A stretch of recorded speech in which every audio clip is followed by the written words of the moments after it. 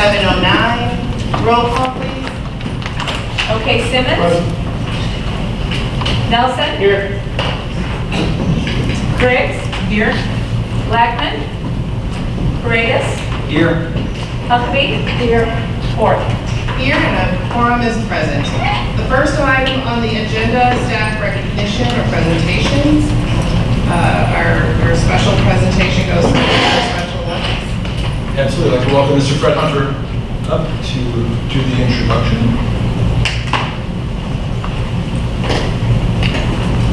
Good evening. I am very happy to recognize one of our staff members at Harvard. Harvard staff member Matt Rimmel has been playing tennis for over 25 years, and this past summer he took second place in singles at the Special Olympics National Games. And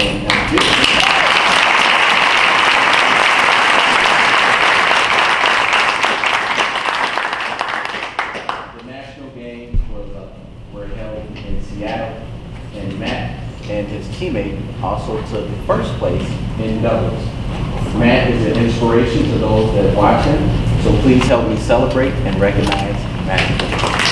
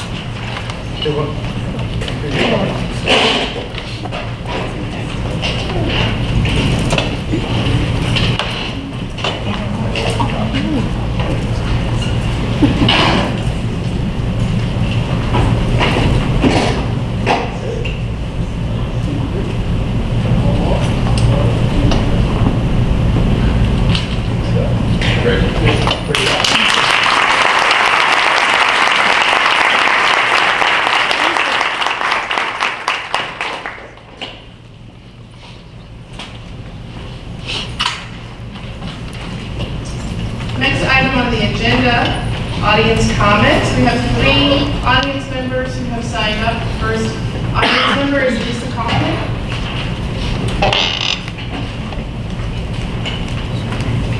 Good evening, my name is Lisa Kaufman, and my son Nate is a 5th grader at Everville. And I'm coming to you tonight as a concerned parent, specifically about the large class sizes at Everville in 5th grade. My son's class went from 19 students in 4th grade to 28 students in 5th grade. That's almost an additional 10 kids with no aid. I know you've heard from other parents who are concerned as well. I know Dr. Smith has, either in person or in letters, but we just kind of wanted to get our concerns on the record. So 5th grade is a very important year. Testing provides for part replacement, and we're concerned about the very large class size and if it will have a negative effect on those test scores. From a practical standpoint, 5th graders are big, rooms are not large, and students are uncomfortable. While we're grateful for the new air conditioning, my son came home kind of complaining of the additional noise in the classrooms. Parents are also unhappy about sharing specials as a result of reduction of staff. For example, it reduces the number of students who can be considered for gifted art, as we're now split with another school for our specials. So there's a lot of issues that arise as a result of larger classes and a reduction in class or a reduction in staff. Overall, I think we want to know how Dr. Smith and the board got to 28. Was a vote taken? Was this an area that needed to have a vote? It's not exactly transparent to us as parents. Finally, it's our understanding that the other 5th grade classes at the other elementary schools have a much lower student count, 21 to 22 kids per class, with none of their classes being cut. Overall, we have a problem with what appears to be inequality among the 5th grades. And it's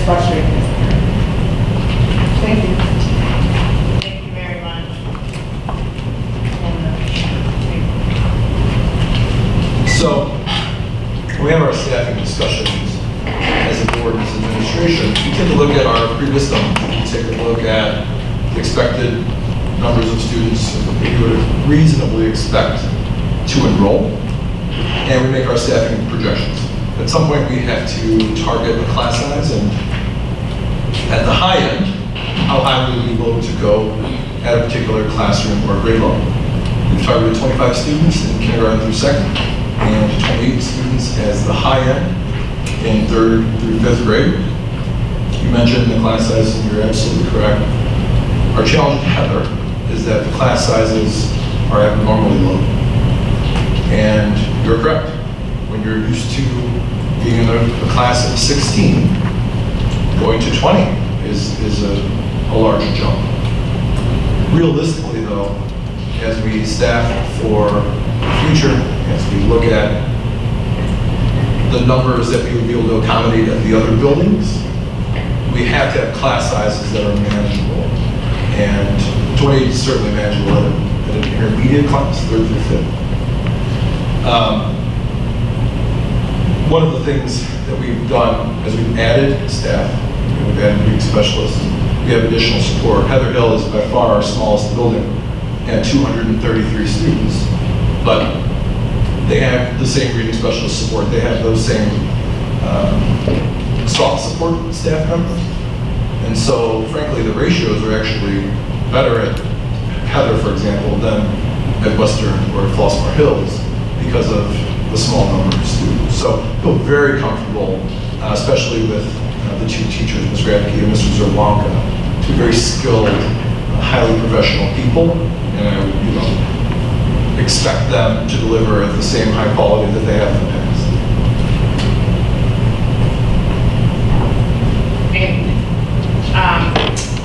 You're talking about classroom, this is a part of your... Yeah, we'll talk about enrollment in just a minute. Actually, we'll look at all of the numbers in the district. So, thank you. And so, hopefully you'll stick around for a few minutes longer to hear Dr. Smith's report. And if there are additional questions or concerns, please make sure you, I completely understand where you're coming from. Thank you. Tom and Bob Haggerty, I'm sorry.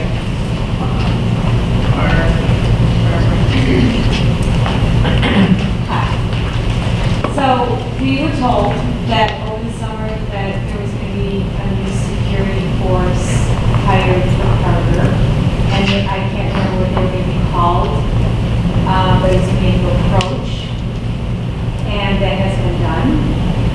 And I just wanted to follow up and see why not and why nothing has changed. And then another issue, second day school, altercation, fight, whatever, in the lunchroom, teachers. Seventh grade lunch, teachers, whoever had to get involved. I guess one of the kids that was involved has been in 4 fights last year. So are we taking a different approach this year than last year? Are we documenting stuff? Are we listening to the attorney this year, the last board meeting, the board meeting before, and going forward with the discipline process? And are we documenting all of this so we can follow these kids that maybe need help or whatever they need, intervention, so it doesn't continue to happen? You know, the kids, they're there to learn. They shouldn't be worried that a fight's going to break out during lunch or in the hall or at gym or Or if it whatever. does, we need to know the kid's going to get it. But that's not going to happen. Okay. Well, You referenced what the attorney said, right? If you remember what the attorney Right. said. But he said that you could have discipline, and you do have rules, you just need to Absolutely. document. Document is a huge part of it. We've actually talked about streamlining our documentation process, building it into our data warehouse so we can manage all of that referral information, discipline consequences, interventions, all these pieces so they're not so disparate. So we can get a whole picture of a student. And we'll continue to have stringent consequences. That absolutely will not change. If you get into a fight, if you create an unsafe situation, then we have to protect the rights of the other students to have a great school experience. And we'll continue to do all of that. we won't expel kids for getting to offense. No, I'm not talking about kicking them out. You need to get down to the office, get them out of the situation. I don't know what the new process is as far as the care circle or whatever's going on this year. I have no idea. But I would hope that something changed from the model that you had the past 2 years. We've only had 2 years of experience at Parker, have not been effective and have not worked. And there doesn't seem to be any discipline at Parker. So are they changing our security? Are we going to get more or different or? Can you speak briefly on? Yes, sir. So, there's absolutely discipline at Parker. And there's staff members who are truly committed to creating an environment that's supportive and that's welcoming and that has expectations and procedures that students have to respond to. As a building, we launched Capturing Kids' Hearts, which is essentially a school-wide climate initiative. It talks about the connections that students have to have to each other, that adults have to have to students. It talks about ways to intervene when students make choices that aren't appropriate. That's absolutely part of it. Focusing on second step, which is social emotional learning, is a huge part of what we're doing in that building as well. Tightening up the classroom procedures, tightening up the routines that are supposed to happen, making sure that teachers know how to deliver an effective classroom management program will certainly help the larger situation.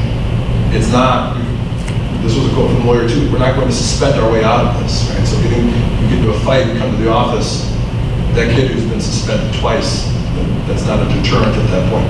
We have to figure out a different way to reach those children. I think the administration and staff members worked really hard this summer to prepare for them. We're hiring, and we're almost finished hiring our school support aides. Aides are hard to find in general. We're short, I think we're still short 5 overall at this year. So we're trying to backfill with those. We opened up our bids today, and we'll talk about those on the security side. So we'll have formal security, consistent formal security, and as I met with the vendor, there's a couple of things that I noticed. One, there's an approach to monitoring school-age children. Not that we don't have it with our current security guards, but it's a methodical, deliberate process that gathers information on the student interactions, interventions, and then they respond to that in the building. But again, security guards, if there's a fight, they'll be there to support those pieces. Staff members, the school support aides will be the ones being proactive, intervening, being in the hallways, being most familiar faces so that the issues are frankly stopped before they get started. If one does start though, we'll have the people in place to stop it quickly and to maintain safety. So that's coming in the next couple At of the weeks. next board meeting will approve them. Begin the next one. Okay, great, thank you. That's great, thank you. No, thank you both very much. And then maybe Mr. Hunter can connect on the Capturing Kids' Hearts. I'll share some information with you as well. Sounds good. All right, thanks for coming. See you later. We have 2 more audience members who have signed up. Are you guys talking to? It's Amy Day and Katie, I'm sorry, I don't want to put your last name. Sycamore, okay. Are you together? Yeah. Okay, great. My name is Katie Sigma, and myself and Amy and Megan, Becky, Karen, we're here on behalf of the Western Avenue kindergarten parents. Like our concerns with Heather Hill, we've got very large class sizes in kindergarten this year. We have, in our history of being at Western, run 3 kindergarten classes, and this year they're down to 2. And they're both at max capacity. We started the year at 26. It's my understanding that maybe we're at 25, but we've already outplaced a handful of students at other schools because of our lack of teachers.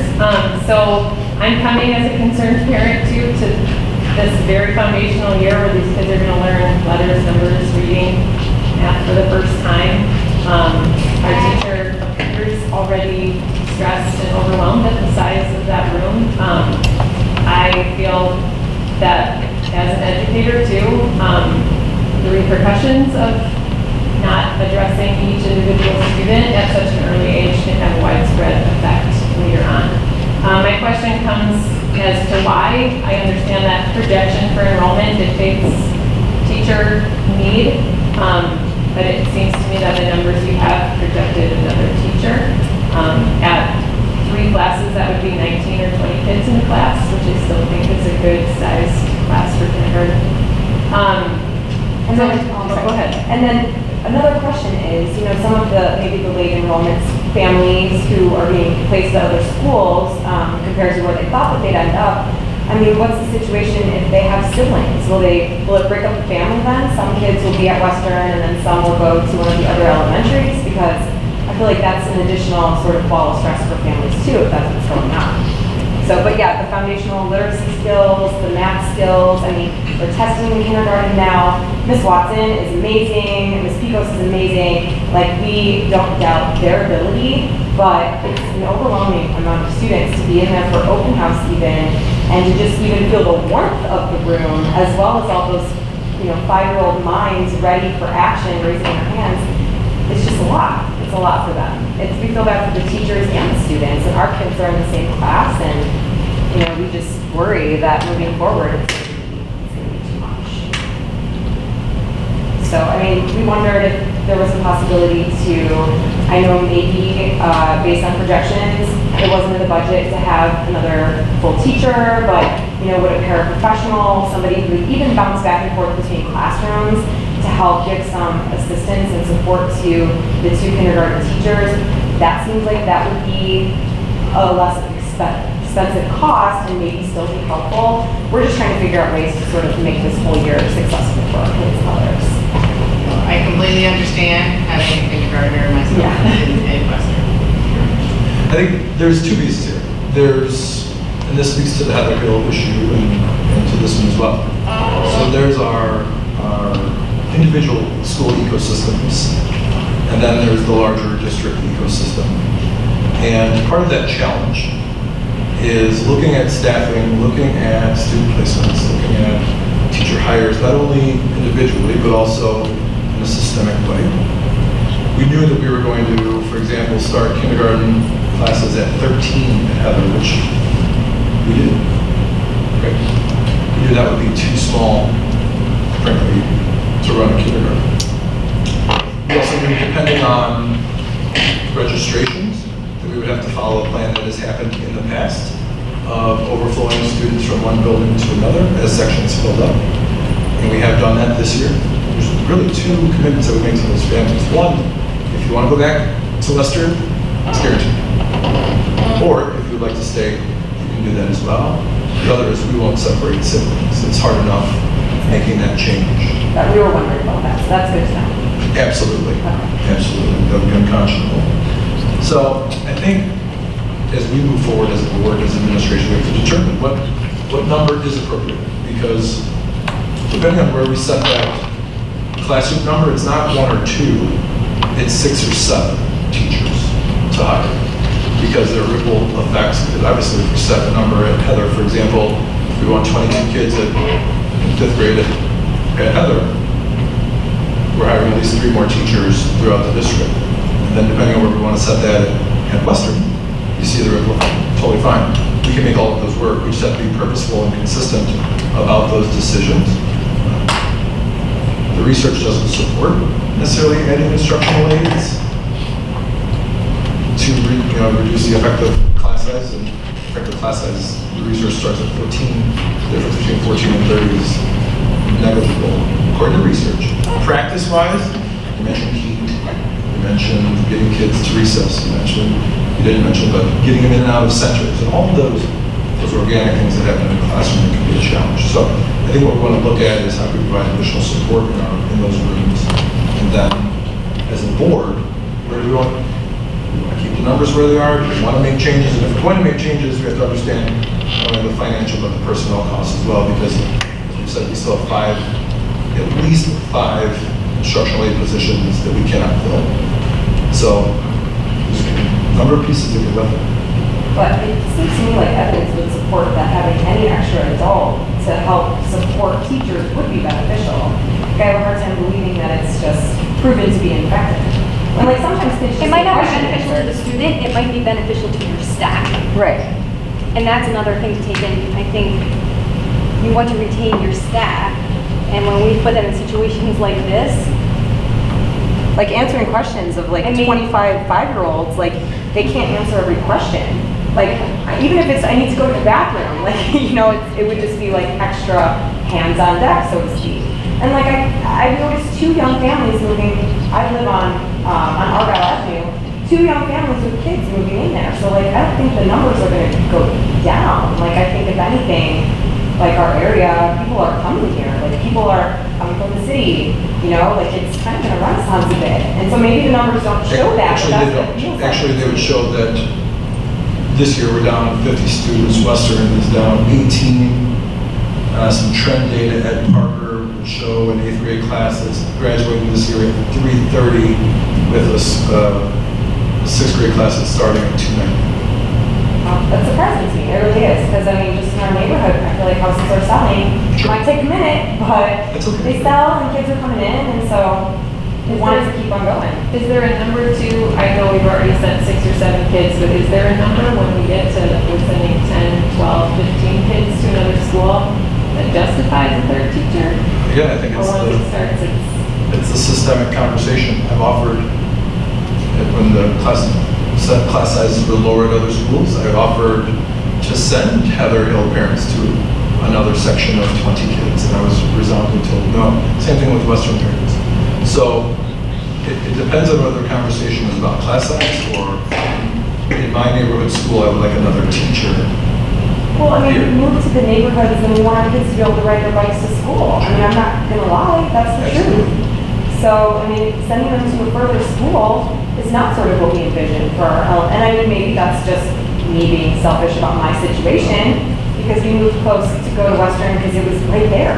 Sure. And we found a house, and it was, so it's kind of hard to sort of imagine other families like mine all of a sudden being like, okay, well, sorry, we have to watch your kids much further away, but it just, to us, we just feel like, we just wish that there was another teacher to support the numbers, but, I mean, we understand, So- we're glad that you're listening to us. If I may add that we're going to be having discussions about budgets in October. We had extensive discussions about budgets in October. In your opening sort of statement, you made a comment about budgets and class sizes, but our budget has nothing to do with projections. Our budget is governed by the property tax. Our budget will be set next year by the property tax cap, which means if you want 19 kids per class, bottom line, not great news for you. You're going to have to break out your checkbook and also support a referendum. Because we can do that nationwide, that would be great. Everyone would love that. But, we have to magically find money in the budget for voice teachers, so, $700,000. So we'd have to cut $700,000, or we'd have to raise that. So right now, I don't want you to feel like that. So it was not a budget decision to cut a teacher, it was a numbers. Or not to It's replace really it. so the way it works is, we have that number, right? We basically know what our budget is for next year, because it's this year's budget plus CPI, okay? So then we have to look at the projections, and which sometimes they look close, and sometimes they don't. And this is one of those things you ask, this is a board discussion, right? It's really not, because a lot of the math is baked in. I can't predict at Flossmoor Hills or Serena or wherever what the class size is going to be. We can guess. Some years it comes in a bit more than we can guess. Some years it comes in at less. The budget, the total budget is fixed. So at some point, all we can do, and I'm certain this is something we'll be discussing this fall. The budget comes up, but also, you heard of Heather Hill. We have classes of 13 students. So would you like to volunteer to be on the committee to talk to Western parents about moving their kids to Heather Hill? I don't think Because anybody wants to move, we just want our kids to be well served where they're at. Because to make that happen, we either have to move students from one school to another in math. We either open a new section, but it's really just a math problem, right? So 13 kids here at last year, I need to move a bunch of students higher. It's really not sustainable to say we're going to do 19 students per class district-wide, because I mean, the community wants that, sure, but that will be a significant expense. It will come right out of your pocket. So it has nothing to do with building size or school population, it has to be a district decision? Well, It's real little, like you press on one and the other one goes up, right? so what we tried to do, somebody mentioned transparency a little bit earlier. So we've predicted since last year that we would have, that we would have 32 kids in kindergarten registered. We used, for equations across the district, a target of 20. So when we figured out how many classroom teachers we would need for art teachers, music, etc., we used 20 kids, K2, and then 25 pre-K. So those were the initial targets. And the registrations supported it until now. And so we targeted 25 kids in 3rd through 5th. We have 2 sections of 28 at Heather. We have 2 sections of 27 in 4th grade at Wellspring. We targeted 20, somewhere around 20 for our initial, and we're 25 in the 2 Western sections, and somewhere between 20 and 23 to 4 at the other kindergarten sections as well. At some point, it becomes about space. As you run out, Western is probably okay for probably a class, give or take a class or 2. Again, it just becomes a perspective of the district and what you're trying to do with the class sizes and how low you're going to bring them. So if projections are wrong, we don't change anything this year except just moving kids to another building. Is that what That's the practice that's the practice that's existed. Moving kids from one building to another as sections fill up, so that we can frankly use taxpayer money most effectively. So, for example, in 2nd grade, probably won't add any 2nd graders at Western, because we have a class of 17 sitting in another building, right? I love the idea of keeping kids at their home schools, but effectively, whether it's supporting the teacher and taking a class to 25 because the parent wants to stay in the building, or taking a class to 18 because that's what's going to be best for the teacher and the student and the building overall. Those are really difficult decisions to make. I'm just thankful that you came to share your perspective. And as we get started, frankly, with the staffing discussions, as Cam mentioned, October, November, December, we'll make sure that we publicize, and we're going to have these conversations about how we move forward with staffing and supporting students in District 161, and we can get parent input and go from there. So this has been the practice for as long as I've lived in the district, which has been about 15 or 16 years. So I think we have a lot to discuss as a board over the next couple of months on how we want to think about this in the future. I think though, in the meantime, and I completely understand where you both are coming from, I think it's safe to say that Ms. Crawford and staff will be in those classrooms, making sure that teachers have the support and there's additional support that's needed. I absolutely believe that the board will make the decision to make sure we do what's best for those kids this year. So, but you should know this is something we have been dealing with year after year after year. And so I'm glad to hear you verbally say our goal is never to separate siblings, because I know in the past we actually have done that long before I was on the board, which is not a good situation. And I also know I personally picked the house that I live in, right? So I understand, I absolutely understand, and we want our kids to have the absolute best experience in kindergarten that will prepare them for the 1st grade. So we will not move through this school year without making sure both of those kindergarten teachers as well as the 5th grade teachers at Heather Hill are not supported the way they need to be. And what we'll do is we'll talk with Dr. Block just about how we're supporting those students. We'll talk with Mrs. Holland and Heather about supporting those children as well, and Mrs. Marty at Baltimore Hills, to make sure that we are allocating available resources differently, and we have those class sizes that aren't as low as we want them to be, but are certainly generally appropriate. We do want to make sure that the teachers have a great experience, that the kids have a great experience, and so do the parents. So your comments have been noted, certainly, and accepted and listened to, and we'll respond to those. Thank you. So typically, just so that audience members know, we don't typically engage in discussion during audience comments, but I did think that your comments tonight were important enough for us to discuss them right now, and I also know that they are on the agenda as well. And it is, it's not a hard and fast school, I think, you know, we take the pulse of the topic and of the folks in the room and stuff that needs to be talked about and addressed now. We do that.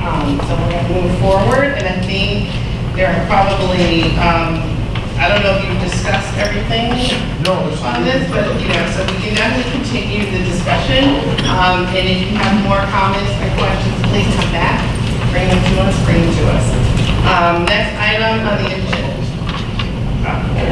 Okay, so we will skip around and we will, since Dr. Smith has the floor, we will continue on with the superintendent's report. Sure, why don't we hop to the enrollment information?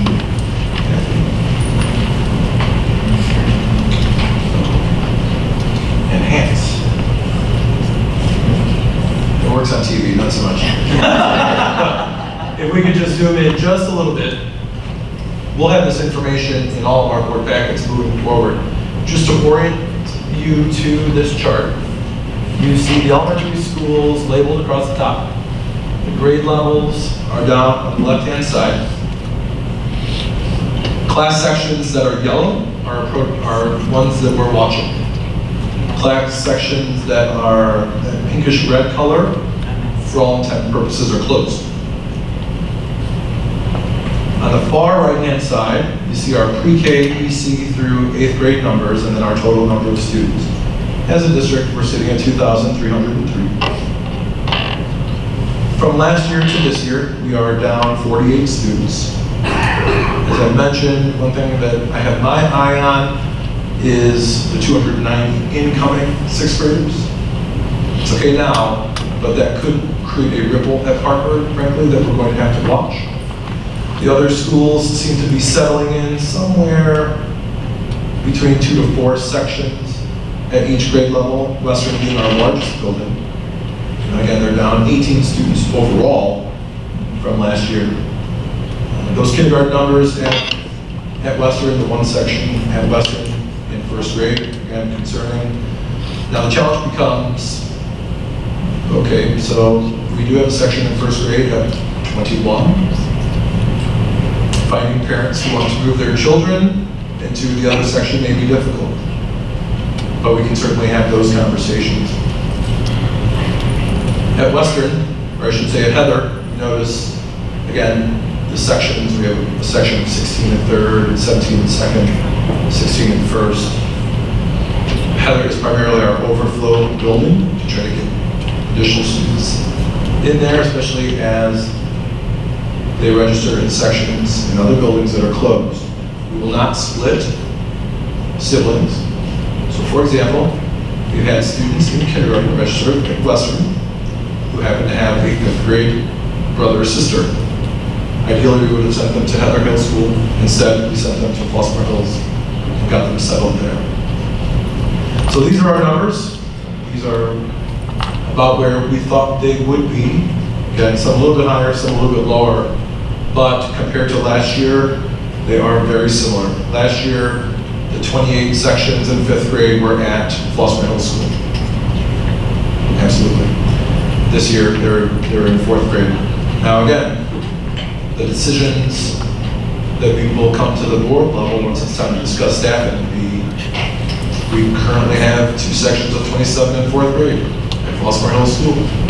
Are those going to stay 2 sections, or are they going to go to 3? Those are decisions that we'll have to make that will have a systematic effect on the rest of our class sizes. So this is where we're currently at. We, of course, will get a few more registrations, and we'll get those students registered as soon as humanly possible. But right now, these are our numbers. Are there any questions from the board on the current enrollment information? I would ask whether, so this is just the numbers, right? But as I think we all know, the quality of the classroom experience is very greatly dependent on students, teacher needs. Certainly can be cases where a classroom of 18 is minus 10 you can handle. There certainly can be cases where a classroom of 25 is no problem given a big group of kids. And so I guess what I would ask is there any identified needs or requests at the building level where our principals feel like we need to address class size? Or is it too early in the year to tell? still in the honeymoon period. So I think we have to watch it, because you mentioned, the class sizes, depending on, again, the two teachers in 5th grade at Heather Hill are two of our most veteran and experienced teachers. So don't expect any issues. Both have incredible classroom management. 28 students in a class with a teacher fresh out of college, I would probably have way more concerns about how that class is going to function. I think it's Annabelle's role in my job to stay in close contact with our building principals so that we can provide additional support and respond. If we see a challenge or a problem coming down the tracks, being able to be nimble and respond as quickly as possible. And so just, it's safe to say that this is something that you're paying close attention to throughout the year continuously. We continue to look at numbers, enrollment numbers throughout the year. So I guess I would like, for us to make it very way to do like more of an update, because I know it's generally in our packet when we look at enrollment, we provide an update as to where these numbers are going, especially if it's looking troubling in some areas, and I know we're going to probably have a discussion more towards the fall, about these case scenarios, but So- definitely, I know you keep us updated anyway with enrollment information, but if it's looking troubling or troubling. So we'll have this information in every board packet, but on our end, if we're seeing a spike at a particular grade level or classroom, we can bring that here for discussion as well. We'll also capture, so I'll take these notes, put them in my 1920 staffing folder. And then when we come back to the board to have our discussions in October, November, we'll be able to remember, not that we're going to forget the concerns, but we can be very purposeful in our decision-making around staffing. Remind me what the yellow means again. We're just closely watching. I appreciate the chart, it's very helpful. Could I ask for one additional piece? Absolutely. On it, which is the number of students that are commuting to different schools. Oh, sure. And then, I have this vague impression, which may or not be true, that historically, when we move students to a different school, I think it's just anecdotal with the parents have known over the years. I don't think it's ever really lasted more than a year, but I guess if there are a situation where someone's being outplaced for more than a year, I would definitely like to know that as well. None currently, unless they've chosen to. So, if we have a family, for example, who's supposed to be at Western, they're going to Heather Hill, we'll ask them, would you like to stay there? And if so, we just, at that point, we bake them into the numbers. They're just normal Heather Hill students at that point. But we also say, would you like to go back? And if you would like to go back, then again, then you're just put directly into the Western numbers. No students who've registered, we don't, obviously they're kindergarten, so those are all new to District 161. Either is their first experience or they have siblings in older grades. We have not moved any of those children as well. So we're very purposefully trying to make sure, this kid is a 3rd grade brother or sister, let's get them in. This is a new family to the district. Unfortunately, they're going to have to move to another school. It's also gives me a chance to get onto my soapbox about the mandatory consistency that we have to generate between our buildings. We have to know that the rigor is in every classroom at Western, just like it is at Baltimore Hills, and then Serena Hills and Heather, because we are a small community. And so depending on decisions that we make, so the answer to this is grade level centers. That's not the answer here though, right? So as we wrestle with these issues of class size and the potential to move children from one building to another, we have to be able to guarantee a set of experiences that will prepare them to walk through the doors of Parker, ready to handle a junior high curriculum.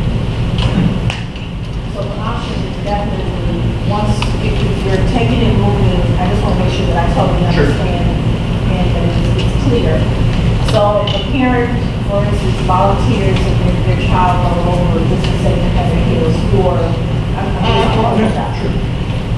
they have the option at the end of that school year to go back to your home school. Yes.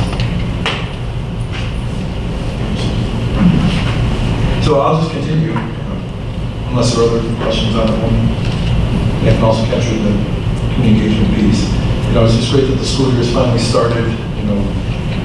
It seems like you spend so much time over the summer preparing, and meeting, and doing paperwork that it finally feels like school again once the kids and the teachers are back with us. But our second annual meet and greet was very successful despite the attempts by the rain to rain us out. I think we only handed out about 325 tiny ices. So, but again, that's all rain dependent. We'll get those out to the buildings soon. I do know that our food truck vendor, St. Cheese, her mom had to make 3 Costco runs to pick up additional cheese and bread to make those amazing grilled cheese sandwiches. I had one do. It's as advertised, high quality. But we got started on August 20th. Primarily, we focused on professional development on those first 2 Institute days. The Parker staff completed the Capturing Kids' Hearts training over the first 2 days, and the elementary teachers did a number of activities, primarily focusing on preparing for Red Gen, the new literacy series this year, but also in the case of Heather Good teachers and some of the other buildings that were really affected by construction, they had some time to get to their buildings to get the classes settled as well. We came together on Wednesday. It was great to have everybody in one building. We met at the Parker Gym, had a little bit of camaraderie, a little bit of fun, and we released the teachers back to their buildings to meet as a staff before spending the rest of that day preparing for kids to come on Thursday. I would say we've had our normal start of the year issues, but overall it's been very smooth. I do want to personally thank Pam Majewski and Jeff Barnes from Page Bus. Pam Majewski works for us. We've had a fraction of the bus issues this year compared to last year. I know that they've taken the feedback, both of them, seriously, from an operational point of view, and we're looking to build on that for the rest of the year. So, along with the enrollment information, that's the end of my report. Any questions or comments? Did you wrap into that community engagement? Yep. We're going to touch on the meeting. All right, great. So we have a number of discussion items on the agenda. Go from, not as many as I thought. We've gone from letters A to Z before, but this is letters A to L. So first up on the discussion items are the school improvement plan presentations. Yes, so we are starting with Parker tonight, but if you remember, our school improvement plans guide the work of the buildings. They're tied directly to our district strategic plan. They are data-based, at some points oddly specific, but the point is that these are the commitments that the administration, that the teachers have decided to make on behalf of themselves for the children and the parents in that building. Thank you guys for coming. So the school improvement plans have to be meticulous, they have to be specific, and they have to be measurable. So the principals and the staff members, thanks to all of you for coming out. We're going to share their information tonight, and we're certainly looking forward to Parker starting us off. I don't know if you have anything else to add.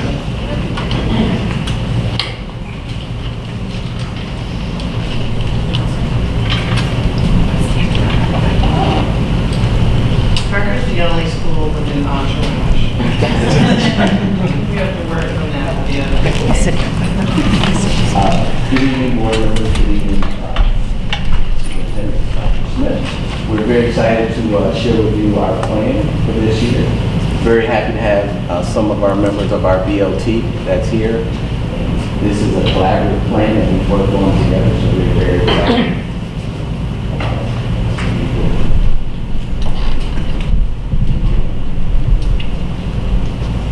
So we looked at our data, and there were some pieces just to report out about our data in terms of the growth as far as work for this year. So you see over 50% of our students met their growth targets in both reading and math. A big goal that we had as far as starting the year was culture and climate. And so we did some things as far as to address those things. We started restorative practices at 6th grade.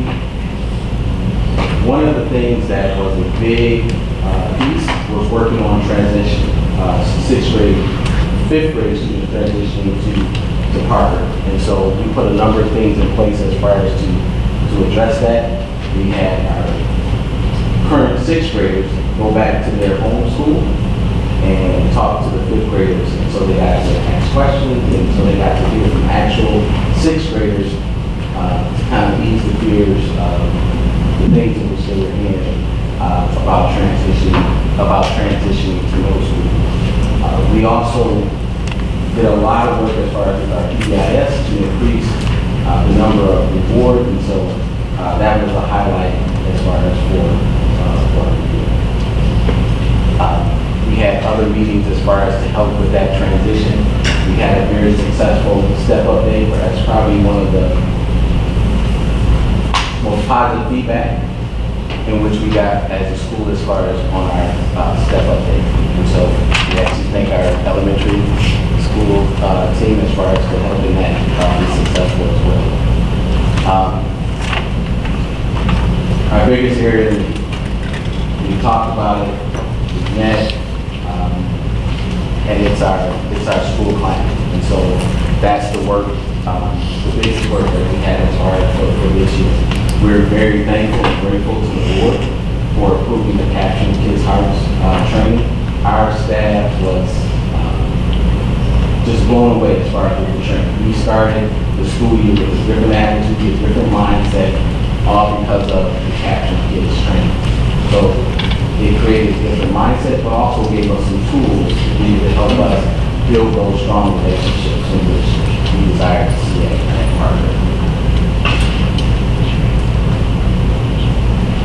So again, our overall plan, of course, we want to increase the number of students that are meeting their goal targets in math and also in reading.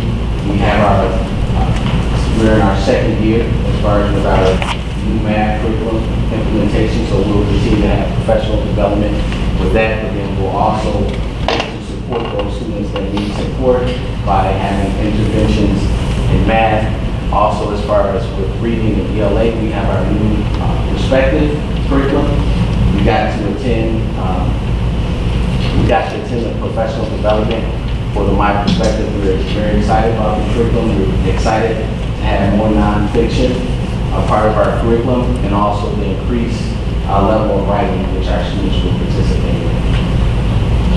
Closing the achievement gap. One of the big, we had presented before, and we were asked to stretch. This is our stretch. We're closing our achievement gap, and so we're looking to increase the number of students that are below the 40th percentile, making a year and a half. That is a stretch. And so we feel that we have some tools to be able to help us get there. One of the big tools is making sure that all of our students receive an intervention. And so when we looked at our numbers and we looked at the number of students in which we were able to serve in terms of interventions, we were not able to meet the needs of all of our students. And so we're looking at other ways as far as to be able to meet those needs, and one of those ideas is Saturday school. So students can come in on Saturdays and receive extra help and support that they're not able to get in the school. But again, our big lift, our focus is mainly this year is implementing Capturing Kids' Hearts. I was excited again as far as to do training, receive the tools as far as to be able to help us build those positive relationships. We're doing things different in terms of, we want to address the lunchroom situation. Our kids are now able to sit where they like, and with that comes a challenge. Because before you were assigned where you're going to sit, now you have a chance to be able to choose where you get to sit, and then that creates a different dynamic in terms of relationships. And so, using the Capturing Kids' Hearts, really working with our teachers as far as to make sure that we're building those positive relationships, making sure the students have the tools in order to be able to manage the relationships themselves. We will also have a second step that will be implemented during our enrichment time. It's a new curriculum, it's updated. We're excited to be able to implement that. And it also has embedded within it the online training. And so, again, Capturing Kids' Heart is our big piece. We have other pieces. You know, we're happy to have another social worker to be able to help us build on the foundation. We're working on our PBIS. We will continue to have those incentives. We'll continue, I would say continue, but we really, in terms of our students, one of the pieces we wanted to do last year, we didn't do, was having a student of the month. And so we're trying to continue to build and promote the positive things that are happening, celebrate our students here at Vanguard. So our team is here to be able to answer any questions that you have. I do have a question. Yes.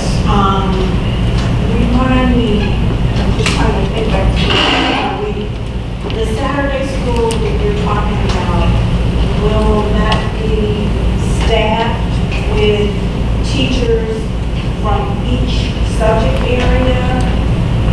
You know, for instance, if my child was coming in and was having problems with math, you know, or reading, or is it just a set number of structure, you know, because I know in education, we cover a broad range, or how will that be staffed in terms of the Saturday school? So we'll be staffed by teachers qualified as far as to teach both reading and math. Are there additional subjects beyond that that will be offered, or will that just be a whole distance concentration for That would be our target. math and reading? So we can get the scores up to the 7 years, no science. I didn't hear. No science, Not at this point. so just math and reading? Yes. Okay. I have actually 3 questions. Give people a chance. But it sounds like there's a lot of really great things that I'm really encouraged by this. And I thought we built off a lot of great things we did last year as well. So just in terms of the gap that you had mentioned, can you tell me, is this something that, you know, you've noticed that the gap grows, it has been growing from 6th grade to 8th grade? Or is this something that the team has been able to track from kindergarten continuously through 8th grade that needs to be addressed? Or, you know, I guess in terms of specifically as it relates to their experience in Parker, have you, come to new insights as to how to address specific needs that we weren't getting before? I would say that the conversation, so we're doing things as far as to help students grow. Right. And so between implementing the quality curriculum, the great job in which our teachers are doing within the classroom. However, if we want to close the gap, because everyone is growing, so as they're growing, if you're behind, we need an extra boost in order to get you caught up. Okay. And so that's where we were looking as far as with more intense strategies to be able to address the gap. Okay. And in terms of the conflicts that you've been addressing, which I understand things have been improving, are we looking at just the end result reaction, or are we looking into some of the causes for the conflicts and addressing them specific? And I say this because I get a lot of Bloom students, a lot of the Parker students who go on to Bloom, I wind up becoming my students, or finding their way to me somehow. And they of course tell me things. And most of their stories about conflict have to do with some sort of social issue, or some unresolved beef that somebody had with somebody the previous day or in the morning. Is your team looking at those kind of specific things as opposed to some other fight that happened, some other conflict that happened, or some other?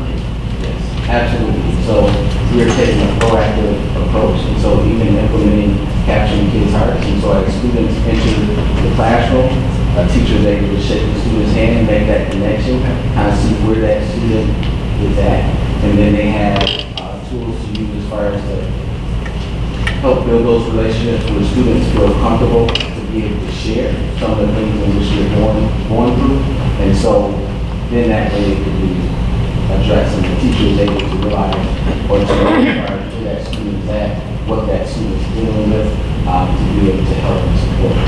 And the kind of situation that was mentioned today, we have 2 students that have been arguing over a video game. And so staff members were right there, we brought the students out, we mediated the conversation between the 2 students. There was no physical contact between them. Okay, fantastic. And my last question was, is there a parent component that we're developing to help improve the experience at Parker, such as some sort of communication, in terms of this is what we're working on, especially around school culture, and this is where parents can support that from home and improve upon previous years? Yes. So a part of the second step program, we'll be sending out information to be able to share with parents what the students are working on as far as in their class. We're also going to increase our communication with parents where their students are not performing what we would like, and so having more constant contact as far as with them. Also making sure that teachers, our parents have the resources available to them, particularly as far as our math program. Our new math program has this fantastic online piece in which parents have access to, and we want to make sure that one, they have access and they know how to use that to support their students. Fantastic, that sounds great. Are there any other questions? Just in terms of the project, well, first, I want to tell the Parker team, thank you for the level of specificity that you included in the actual plan. It's really clear and very helpful to really understand your goals and where you're heading and how you plan to get there. So I really appreciate that. My question, maybe this is for you, Dr. Smith, is the idea that we'll get a report on all these progress dates, like, so will we get in January, February, May, June? Is that the idea? As I look at the SIP plan, there's, 3 columns for data. Is that what you're doing for all of them? Well, so the next step will be, once we will build all of the goals in PipeLab, so those are measurable. We can bring those back. I would recommend we bring them back as the data is collected and updated. Some of these things, discipline, attendance, we'll be streaming that data daily, weekly, so at least the board can keep their finger on the pulse of those data points. The map window in January, we can come back right after that and say, okay, here's where we want to be, here's where we actually are, here's how we're going to adjust course between now and then. Thank you. I just have one quick question. You mentioned as a highlight from last year, the implementing restorative practices for 6th grade. Are there specific plans that you have in place? Well, 1, are you going to continue that for 6th grade? And then 2, do you have specific plans around this issue for 7th and 8th grade? Yes, we will make sure that our 7th and 8th grade teachers, along with our 6th grade, continue to get professional development in service. So each grade level will be able to implement our restorative service. So how is restorative practices, how is the professional development still being implemented at the middle school level for restorative practices? So we utilize the resources that we have as part of our district. We've actually looked at outside resources as well, which proves to be costly. We were working with a professor from North Park, who this is what he teaches, and so he was looking to provide us some some other resources to help this grow faster. However, right now, it's cost effective for us with the other things in which we have in place. And so we'll continue to work within our plan B time to provide teachers with the training that they need to be able to implement the restorative service. So Haley and Sherry have been incredibly gracious and generous with their time as certified trainers in restorative practices. And again, becomes laying the foundation of Peace Circles, for example, at 678, really focusing on capturing kids' hearts, doing that incredibly well, and then looking to expand. Which I think is great. I'm excited, and I'm excited that you are excited about capturing kids' hearts. But as long as we continue to have restorative practices, restorative justice, as long as we continue to have those terms in any of our plans, we should continue to ask, so what is that? What does that look like? Because, you know, I'm going into my 4th year, and for 4 years now, I've been hearing at the district about restorative justice, so I've heard teachers say they don't have enough training, and now I'm hearing, more training is needed, but it's a resource issue, so I just want to make sure we're either going to have it, or we're not going to have it, I think. And if we're going to have it, do we need to put more resources behind it? So I don't want to claim that we do this if we aren't really doing it. And there's one thing I would like to clarify. So there's definitely pieces that you do, and the training that's on as far as to help teachers to be able to implement those things. But as far as the central office in handling discipline situations or situations of life, we do use those practices. So as a follow-up to that, over our discussions about this one over the summer, you guys have provided Ms. Riggs and I some specific reports for some students, and I think that ultimately we said on the students with the most referrals, and just kind of pulled a bunch of those.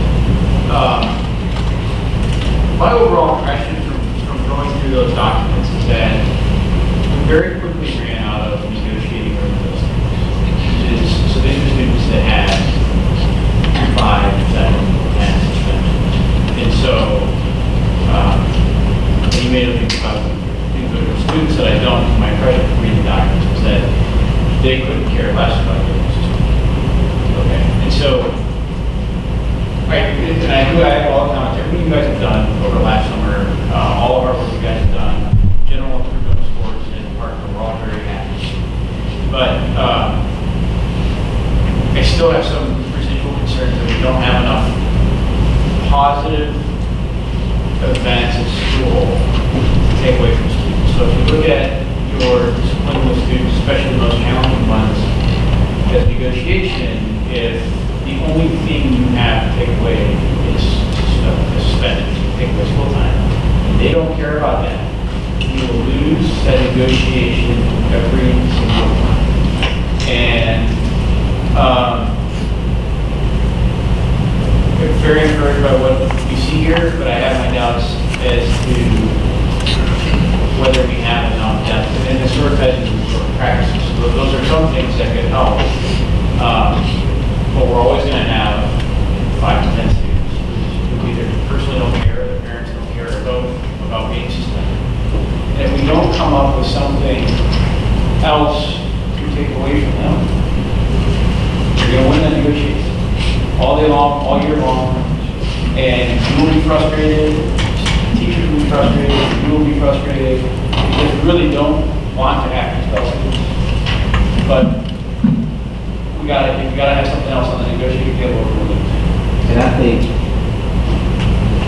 again, taking a proactive approach, really going forward, even as far as implementing the capturing kids' hearts, it changes a student's perspective. It changes their action, it changes their mindset. Because now they feel valued, they feel appreciated, they're affirmed. So now I don't want to lose that. And so I do want to be at school. And so that's one of the big benefits of capturing kids' hearts. So there is that buy-in, there is that desire to be at school because this is a place and where people care about you and they value me as a person. Not only do they want me to grow academically, but they care about me as a person. I salute you on that, and just building off of what Mr. Nelson said. Yeah, we looked at positives, where maybe they're not buying into, I'm gonna get that, you know, that statue, that gold, you know, award, they're gonna get that service award at graduation, or wear that tassel. Have we looked into finding out what's important to them, that they specifically could set a goal and work toward, that's meaningful to the kids, especially the kids really struggling?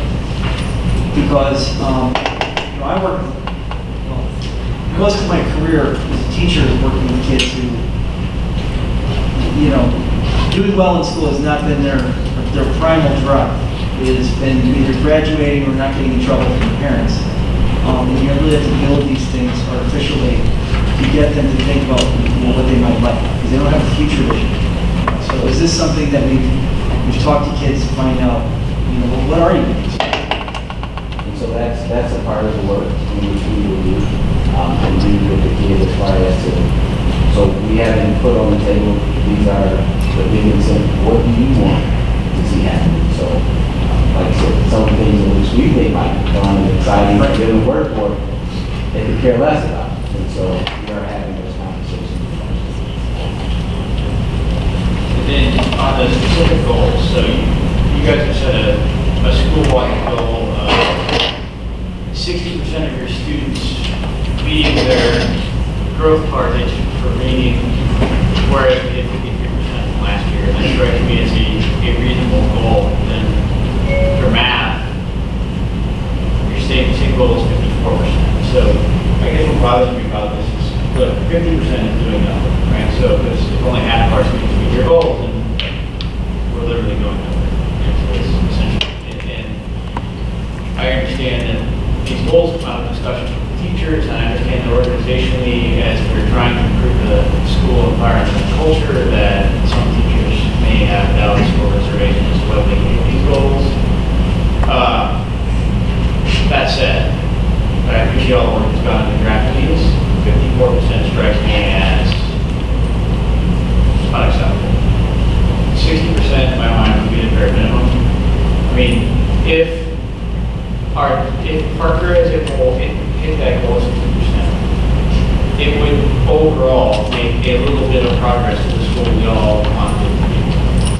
If it hits the 54%, I'm not sure we would even see a meaningful difference in overall test scores.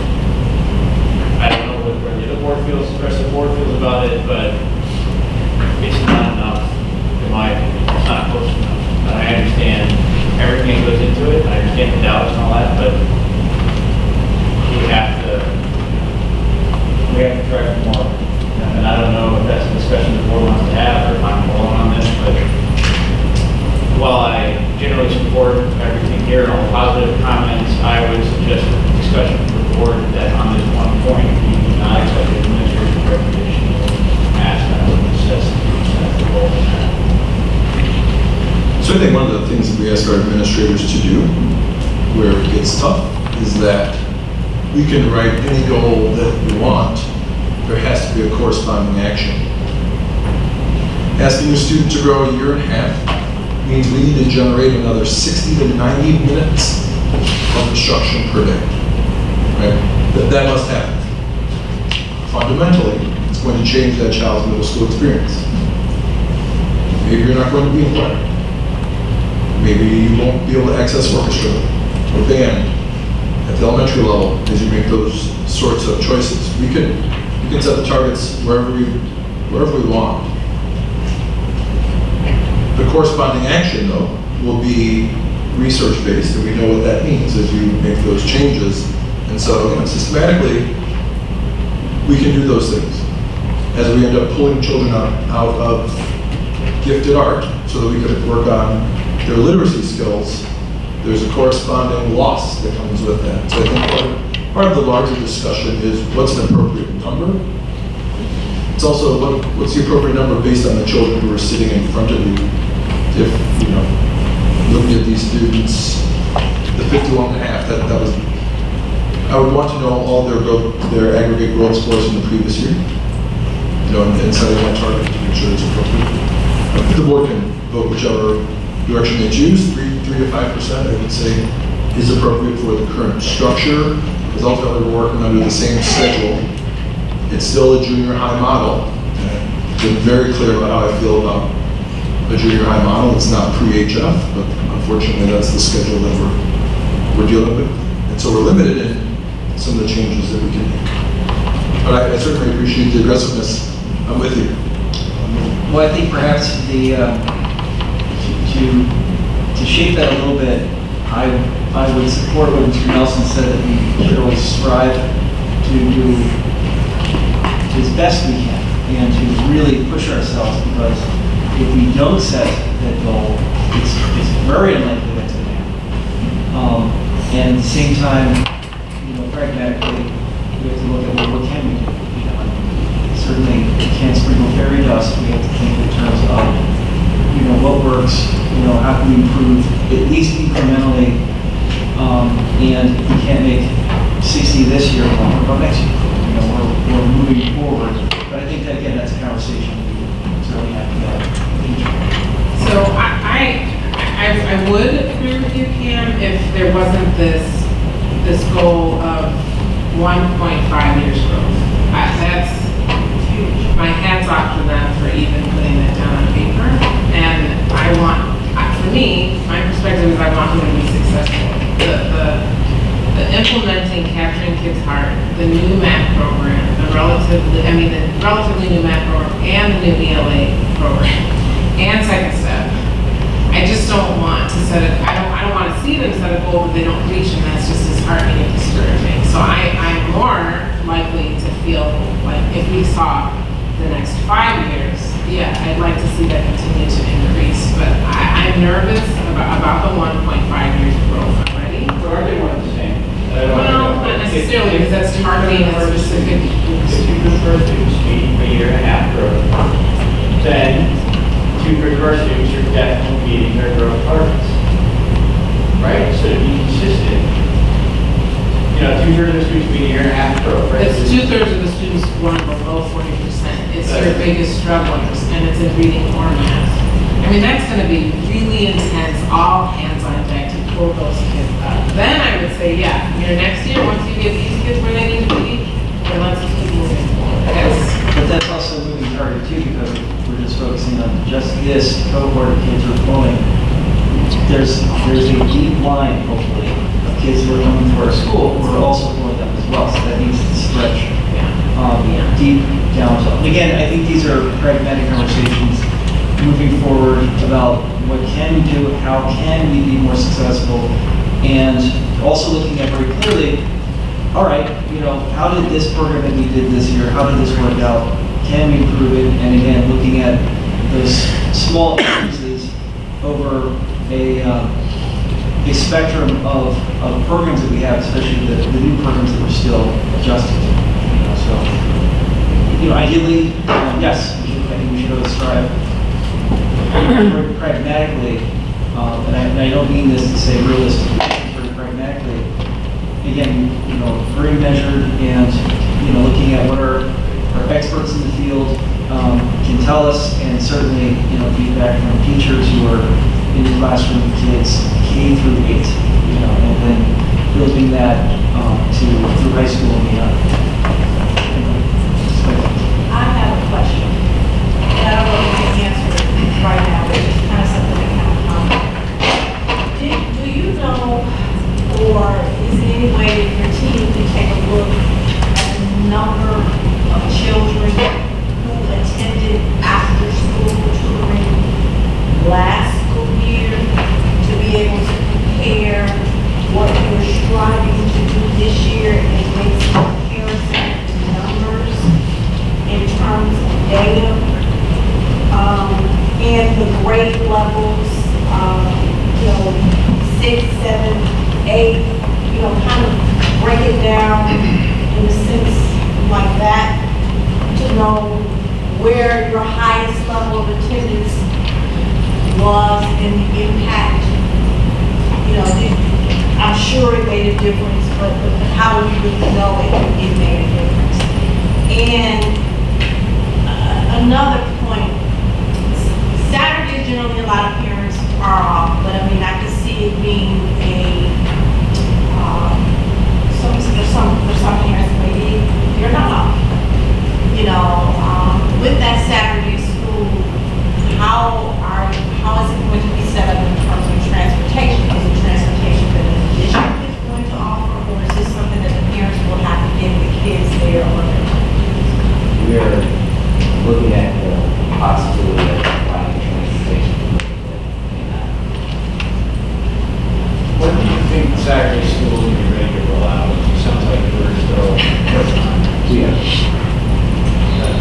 When? We have vendors in October.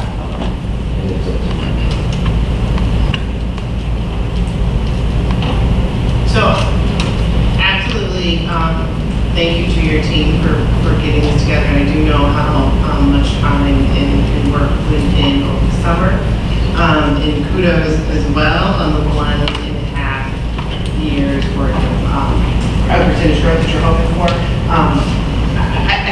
What I'm hoping is that when you and your team put this together, and as you continue to work through this, is that you're taking both a pragmatic as well as a realistic approach to closing the achievement gap. Because obviously, if that's one of your ultimate goals, then I think all of what people have been saying at some way at a level has to be addressed. And I appreciate the focus on culture and climate and the impact that has on you trying to meet some of the other goals of the school. I know for me, and this has been one of my things for the past few years, I would love for us to also get to a point where not only are we talking about whether or not students have met their targeted growth, right? I get the math behind how NWA generates that number, but also looking at, even though a student met their targeted growth, are they still where they should be? Are they still where they should be at that specific grade level? And then, to me, that's sort of my goal. Like, it's great when my kids reach their goal, their targeted growth goal, but are they where they should be that prepares them for the next grade and the next grade and the next grade? And we haven't progressed our conversations as a district to that level yet. So I'm hoping that's, and, you want to close the achievement gap? I know you got to get at what it takes to get kids to their level and beyond. So we will move on if there are no other questions or comments for Mr. Hunter. Can I add one final for all of them, which is there, and this would apply to all of those, is there anything that you need from the board to do what you laid out in the plan for this year? Money for restoring justice. That could definitely be a piece, and I think, in looking at our students that are below that, so they are, and as mentioned, the transportation might be an issue. And so, we don't want that to be a hindrance as far as for our students to be able to get the help transportation. That would just like to add, the conversations around the achievement gap were passionate conversations. And understand if a student is not at a certain place, life can flip. And so it's more than about just moving a kid. This is about helping students to be prepared to be successful in life. And so that's what we do. Thank you very much. Thank you. We have a number of schools left to present, and we're going to power through them. Okay. Sure. Who's next? Who's next? Come on, can you make my button? Seriously, man. Some of the team came tonight, so we have Liz Klein, teacher second grade, Joelle Mulhern teaches 5th grade, and Ashley Summer is our instructional coach. So we came in and we worked, and just as important as analyzing the data is how we're going to transfer it to our action plan. That's the real difficult part. So we definitely played the Celebrate song. We got our park scores back. It was great, outstanding, a true testament of the support of our parents and the partnership with our teachers who are so dedicated. And so I won't read all the slides to you, but probably the thing we were proudest of was our achievement gap. We had a difference in 2016-17 of 1.6 RIP points between our entire population and our students classified as economically disadvantaged, and we closed that gap to 0.8. And that's from teachers working with parents to try to level things, giving up their lunch to work with students on homework who didn't have help the night before. Recognizing those students who could have tutoring after school with our Title I funds, working with Ms. Crawford to get transportation for those students to go home so that it could happen for those parents who work late. So just being cognizant of those types of things. And then continuing successes with restorative practices at Flossmoor Hills, second steps, lessons, and PBIS. And all of that, we did recently check, and our grade school score went up to a 9 out of 10. So you know, pass grade and celebrating about that. So that's huge. And we definitely feel that when new parents come in and families, they express the great things they've heard and that they really want to move into the community. And so just that team mentality. Last year coming into this year, we didn't have a single teacher choose to leave Flossmoor Hills. So, I mean, that's huge for everyone to come back and love it there as much as I do. I tell them all the time how great they are. Like, it makes my job so easy because they're so great. So, we're going to keep talking, and we're going to talk about our GANs. So we're just sharing with you 3 of our main areas. The first one is reading. Our grade 3 need in reading was informational text. Ashley's going to go more into detail of how we're targeting that area. But we're really happy that we have Ready Gen this year because it does target 50% of informational text. And math is operations and algebraic thinking. We're going to target that with our number corner. Again, she'll tell us more detail.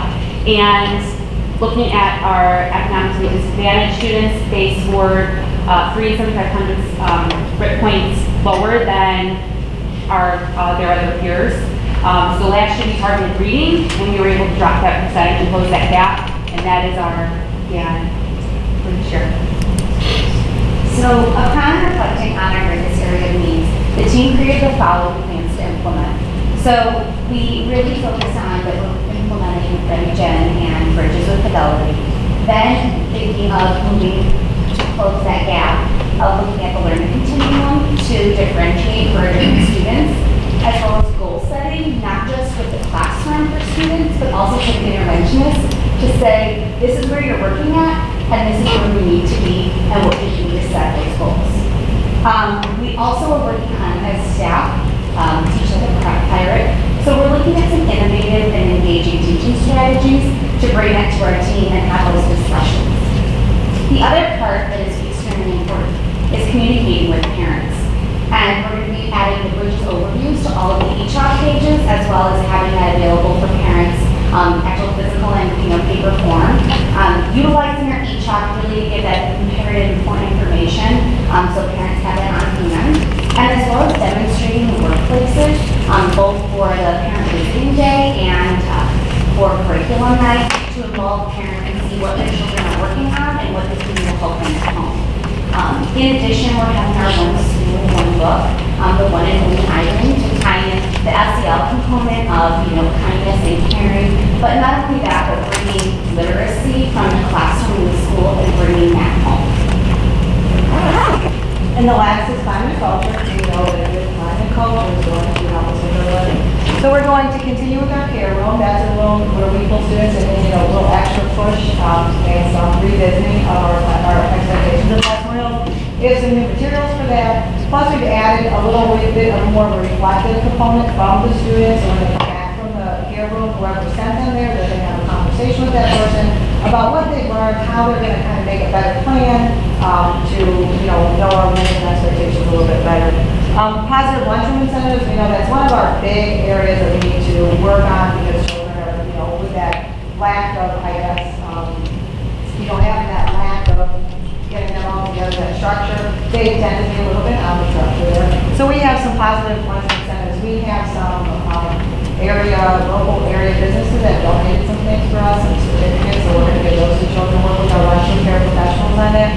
And then, of course, we have VIP band students. That's a program where if you follow expectations, you can get a little band, and then there's certain positive incentives that go with that. This year, we've decided to not look really at lowering our office referrals. We're looking at seeing how many more students we can push into our banded program every year. That's really the goal. We want all students to become banded students across the country. I mean, the teachers are phenomenal with the foundation and that sort of thing. So we're just gonna try, I'm encouraging them to take risks and try some different things with instruction this year, be innovative, try to create global citizens, reach out to other classrooms, other countries, we really use the technology to be innovative and try new things. And it's okay if we try and we fail, we'll just adjust it and try again. So I think that's kind of the big push from some of the traditional things. Any questions? What percentage of your students are banded students now, like last year? Yeah, it varies, so they get banded every month, and every month it's fresh, they get a start over, they get another opportunity. So our goal is to increase by 10% the number of students that get banded. So it can range from a third of the class to half of the class, it just depends. Some months, like, we're coming up on, they're working to earn it now for October. So October will be pretty high, but then of course, sometimes around spring break, it can get a little tough, and so we have to beef up the PBIS. How did we arrive at a goal of moving the grid achievement gap from 3.75 to 2.75? Well, our goal last year was to decrease it by 1 point, and we went from 1.6 to 0.8, so we barely missed 1 point. So we tried to do a little bit more this year. As it's smaller, that RIT band difference, it is harder to close that gap. So Ideally, it would be 0. But if we had that answer, then I would probably be very rich. but you guys should be very excited about these numbers, right? So, achievement gaps in persistent problem education has existed for 40 or 50 years. The achievement gap numbers out of your school are frankly better than most places in the country. However, if you're not growing, you're done. Correct. And 1 point's not that much. 0 will be. You have, I hope, every resource available to do something that is rarely accomplished anymore. And I just find, so I'm thrilled you moved by 0.8 point, or you improved that by 0.8 points, but something on the menu of things you guys are doing is working. And I appreciate it's not always clear which item it is. But I would hate to, let me put it this way. If you set a point and you make it next year, you're going to be like, great, good point, you're good by yourself. But if you set it for 1 point and you don't make it, you're going to always doubt whether you really tried or not. There will be no shame in doubling your efforts on that and looking to crush it and not getting that goal. You can't be ashamed of not doing something, essentially no one else will do that. So, again, I know it's the whole seems under. Any other questions or comments?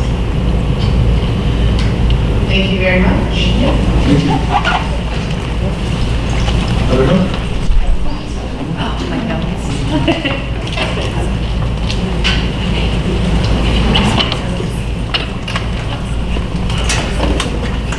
Good evening, Board Members. I'm Dr. Smith.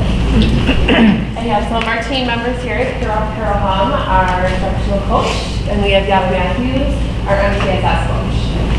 And reading special. And reading specialist. She does a lot. So some of the things we're super excited about this year in Heather Hill is that in part, we increased our math scores by 10.3%. So that was a huge gain for us. In math, for math, we had 68% of our students meet their targeted growth or exceed it, which was an increase of 3.2. And then in our essentials, 5 essentials, Heather Hill received the second highest rating within the 5 essentials. So the 5 essentials has a set of ratings, and we got the second highest overall in effective leaders, collaborative teachers, and involved families. Which what that means for us is that we're in a really good shape to keep pushing forward, and that it's a well-run school, and then time just to grow from it. And then our greatest areas of need is when we look through our MAP scores, we looked at the learning continuum to see where the greatest area of needs where we need to focus with our students on. And in ELA it was literature and vocabulary, and in math was numbers, operations, measurements, and data for math. And then social emotional, we're going to work on our PBIS in our lunchroom and transition. There's some overhauling that we want to do with that, so we're going to take the month of September to really look at that, see where we're at, and how we can improve that. And then for our action plan in reading, we're going to really use the ReadyGen, make sure we're doing it with fidelity. And one of the other things that the teachers want to try in our building is to really observe other teachers and to learn from them and reflect together. Math is analyzing the bridges data. We did great in math last year, clearly with our 10% gain on PARCC. So what we want to do is continue to do that, but really look at our data as to where we can improve even more using the data that we have from there. And then students are going to be keeping their data folders, so we're really making them part of the growth process, so to look at where they're at and where we're going to go setting those goals. And then culture-wise, we are going to be, like everyone else, implementing the second step program, and then really looking at our PBIS for improvements so we can tweak there to make sure that our building is running smooth transitions, getting them the chance to earn those celebrations and to work together socially.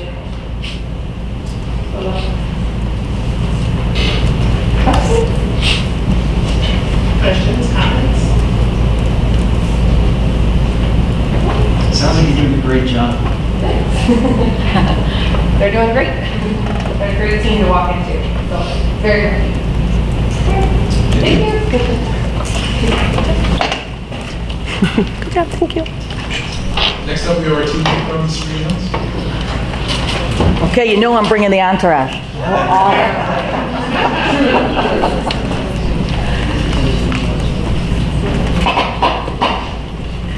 Oh, wait, you got like. Everybody up here? Come on up here. So, Dr. DeLafa, you need to. So you're going to have an opportunity to hear from really the experts. I am honored to lead this team and to be counted amongst their numbers. But tonight you're going to really truly hear from those who are in the trenches, those who every day commit and dedicate, their energy to improving the lives of all children. So we had a very successful year at Serena in a lot of ways. And so instead of hearing from me, I'm going to let you hear from them from each of their respective areas of our core, and then I will certainly chime in. So introduce yourself, and then we'll go from there. All right, I'm Janet Burke, and I'm the ACE teacher at Serena Hills, but I used to be in the classroom for many, many, many years, so it's only my fifth and fourth year. So I know what it's like to be in the classroom, and I think in ELA, math as well, but in ELA, our successes are definitely attributed to our morning collaboration meetings on Tuesday and Wednesday with the interventionists. We go over the data. Our PLCs definitely are driven by data. We go over our common assessments, our Foreman assessments, see what does he know, what doesn't she know, and we adjust and we go into the classroom and attack that. We also have our SIT plan. It's a living document. We look at that, we look, this is what we said we're going to do, is it working? If not, we change it, make adjustments, and I think the last thing we do is we have shared leadership at our faculty meetings. Ms. Sherry, Dr. D has like a Google Science that's optional, but we actually share our best practices. I did one on Socratic Seminar, people have done it on Flipgrid, Chris Strategy, so we are sharing best practices with our teachers all the time. My name is Dan Malone. I'm a second grade teacher, one of the second grade teachers at Serena. In regards to our successes with math, as you know, we implemented Bridges curriculum this year, and we worked really hard to implement that with Fidelity. We worked with our grade level team as well as throughout the building with a collaborative team of our support staff to carry out the program. I do want to say that the professional development that we were offered to implement this program was amazing, and we're so grateful to what you were able to give us, because to just see Janice once a month and have her, talk to us, and, it created it contributed to our success as well as our enthusiasm of the program. And as you know, teachers are enthusiastic. It kind of helps the whole class, all of the children. We thank all the resources, all the manipulatives. I mean, we really lacked for nothing, so we're very grateful to all of you. We do use our common assessments, like we use the number corner assessment to really kind of drive our instruction. We use that to analyze the data, and that was really what helped us. We implemented that number corner with Fidelity as well as the other components of the program, but that really helped us with our past success. Brings me to who I am. So I'm Natalie Hardin. I'm a reading specialist at TSS School of Serena. I'm going to talk about interventions a little bit and how that applies to our plan. We have very impactful interventions. We're very impactful at Serena, and we have seen great successes throughout the years with our interventions. And just to highlight some of that, for example, towards the end of last spring, when we came back as a team, this fall, they were at it again. Just to highlight, we were 2% in math, this is building wide, we were 2% away from our state goal of 80%. So, in tier 2, we were at 14%, which I believe is 15%, so we were 1% away, and in tier 2, we were 2%. So, through math, when we saw the triangles move throughout fall, winter, spring, or fall, sorry, winter and spring, most of the students came to most movement was in tier 1 out of tier 2. So we look at those closely to see what interventions are having the most impact on what are the students and address it towards them. As far as reading, building wide, we had tier 1 mid and we were at 70%, so 10% away from state goal. For tier 2, we were 25% above, so we were at 20%. I really want to have 15. And tier 3, we were at 10%. However, starting off the fall, we were at 14% for tier 3. So a lot of the students moved from tier 3 to tier 2 with reading. And I think a lot looking to, as a team, we discussed, most of our movement in math was because of Bridges. There was a lot of that intervention, very impactful, and actually saw our interventions a lot of students up to different tiers. We're hoping that Ready Jet might have the same as they did at 4 and tier 1. That use interventions to also add to the curriculum components as well.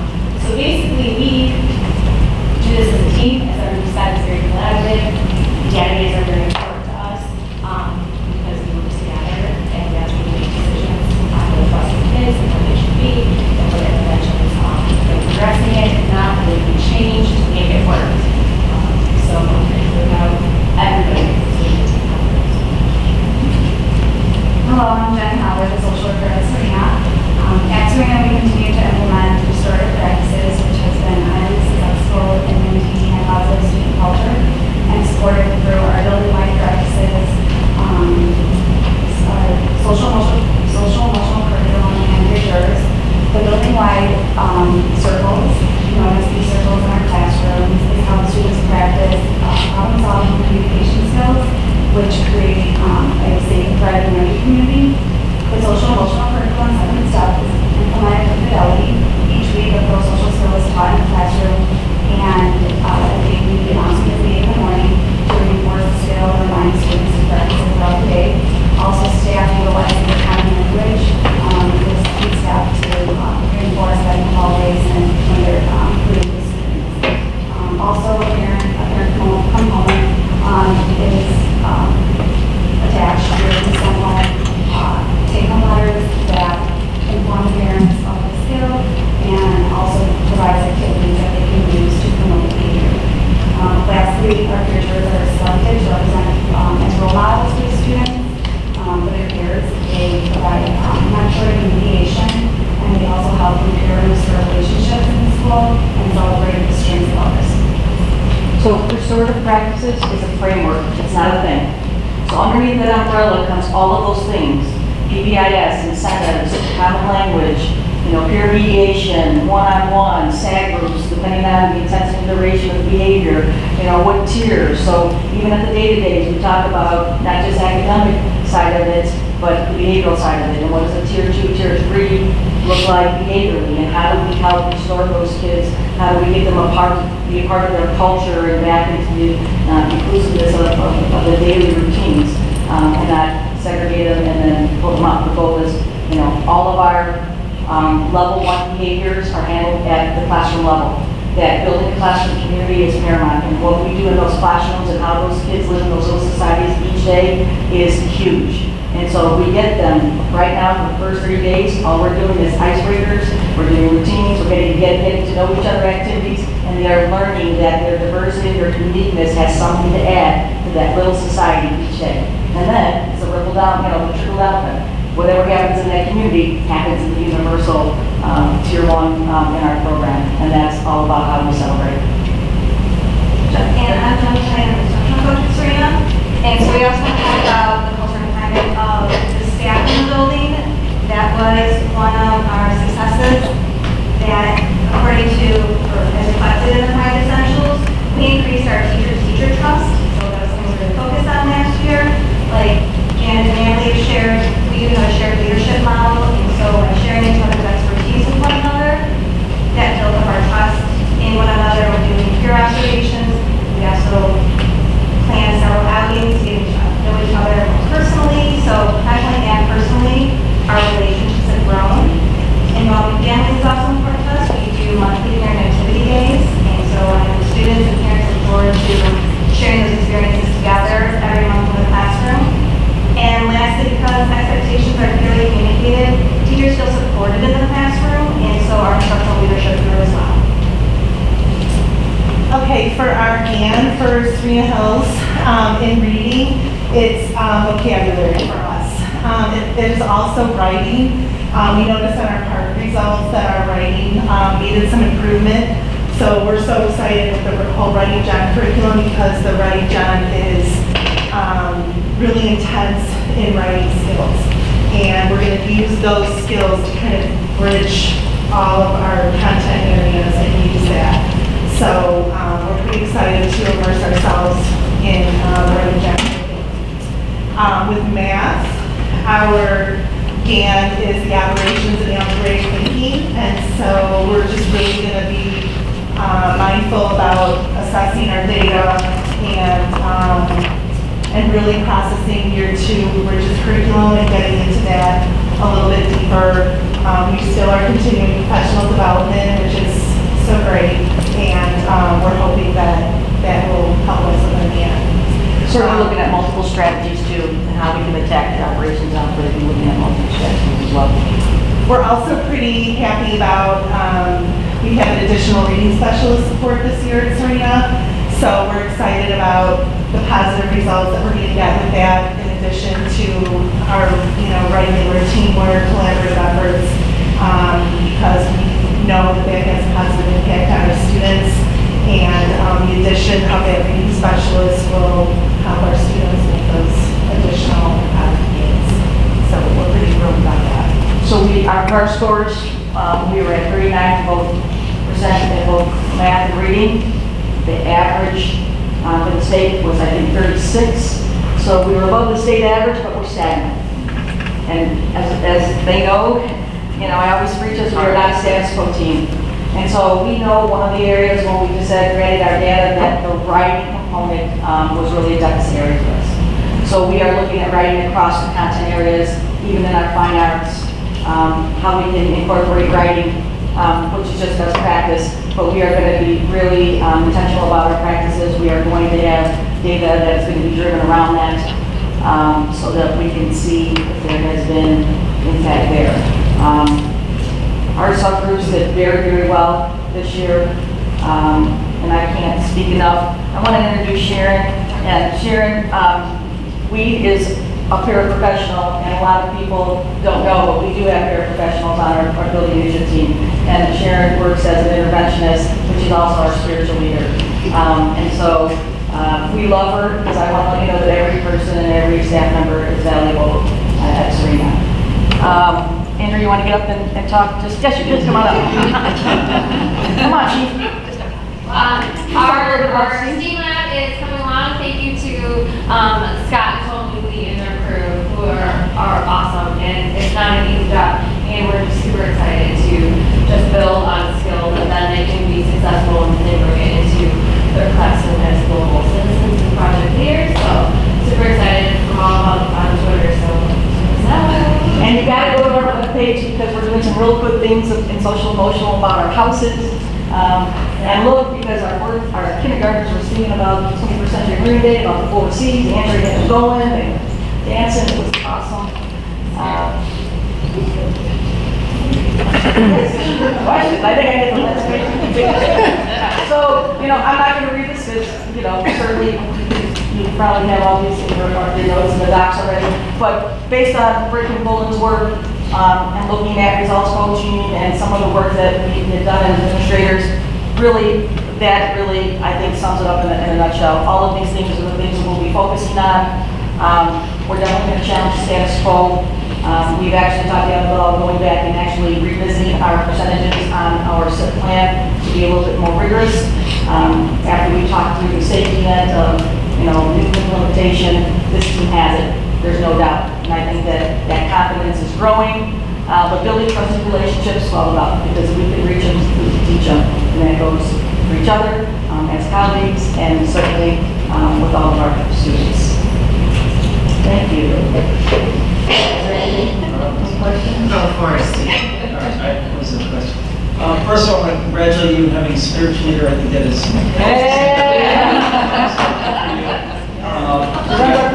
You gotta believe.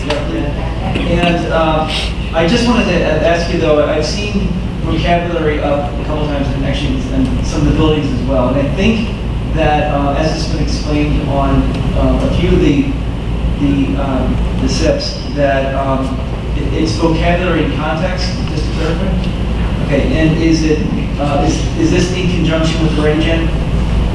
ReadyGen is going to be developed through, vocabulary is going to be developed through ReadyGen, but vocabulary always should be organic, because it's always evolving. And so each year there's new words. You'll get Marzano's word. He comes up, every grade level has new words that are introduced. So really, and again, I said this I think before, but when kids have a great toolkit of vocabulary, they're better readers even. So that should always be our game. That's something we should always have our eyes on. Should be on our lens on. Right. And again, because I'm from down the road, really to be able to use words fluidly in different contexts and understanding their different nuances and meanings is very important. You mentioned Marzano, which brings me up to, are you also working on an academic vocabulary as well, so they can talk about their work, and as they're writing, find ways to have conversations around the writing that are consistent across? You want to speak to the right? Yes. Back in the day when I worked here, we were given a sheet of academic vocabulary. But to me, the vocabulary is just embedded into the unit. So I teach K through 5. I'm not going to call what's your answer. I'm going to say what's your sum, what's the difference, what's the quotient. I do that when they're 5 years old. From that, so we do use academic vocabulary. That's true.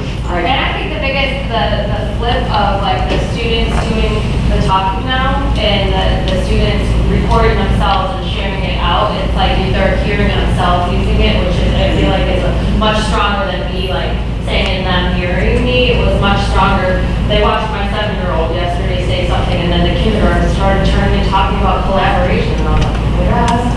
So I feel like that is what is going to build it, is because now these littles are just turning and talking and using the words instead of just seeing it on, which we still, we still have. We have the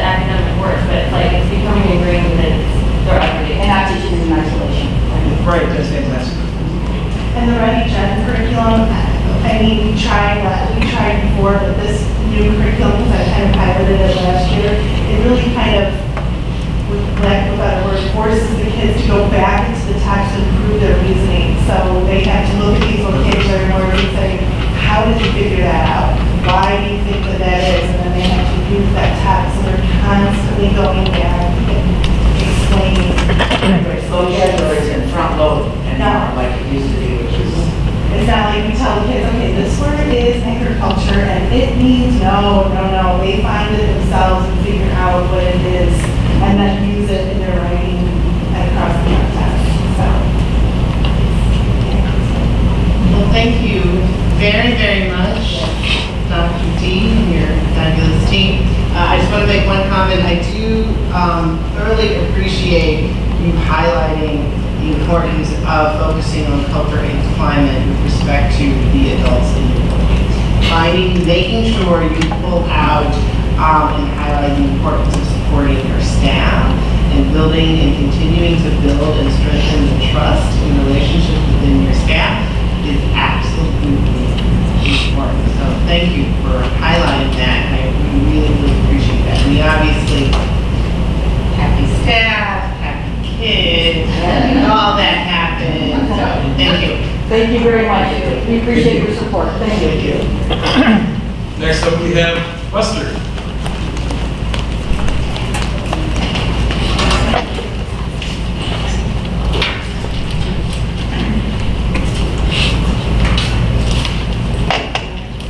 And then there was one. Hi, everybody. Hi. All right, so our struggle was last year. Not this year. Hey.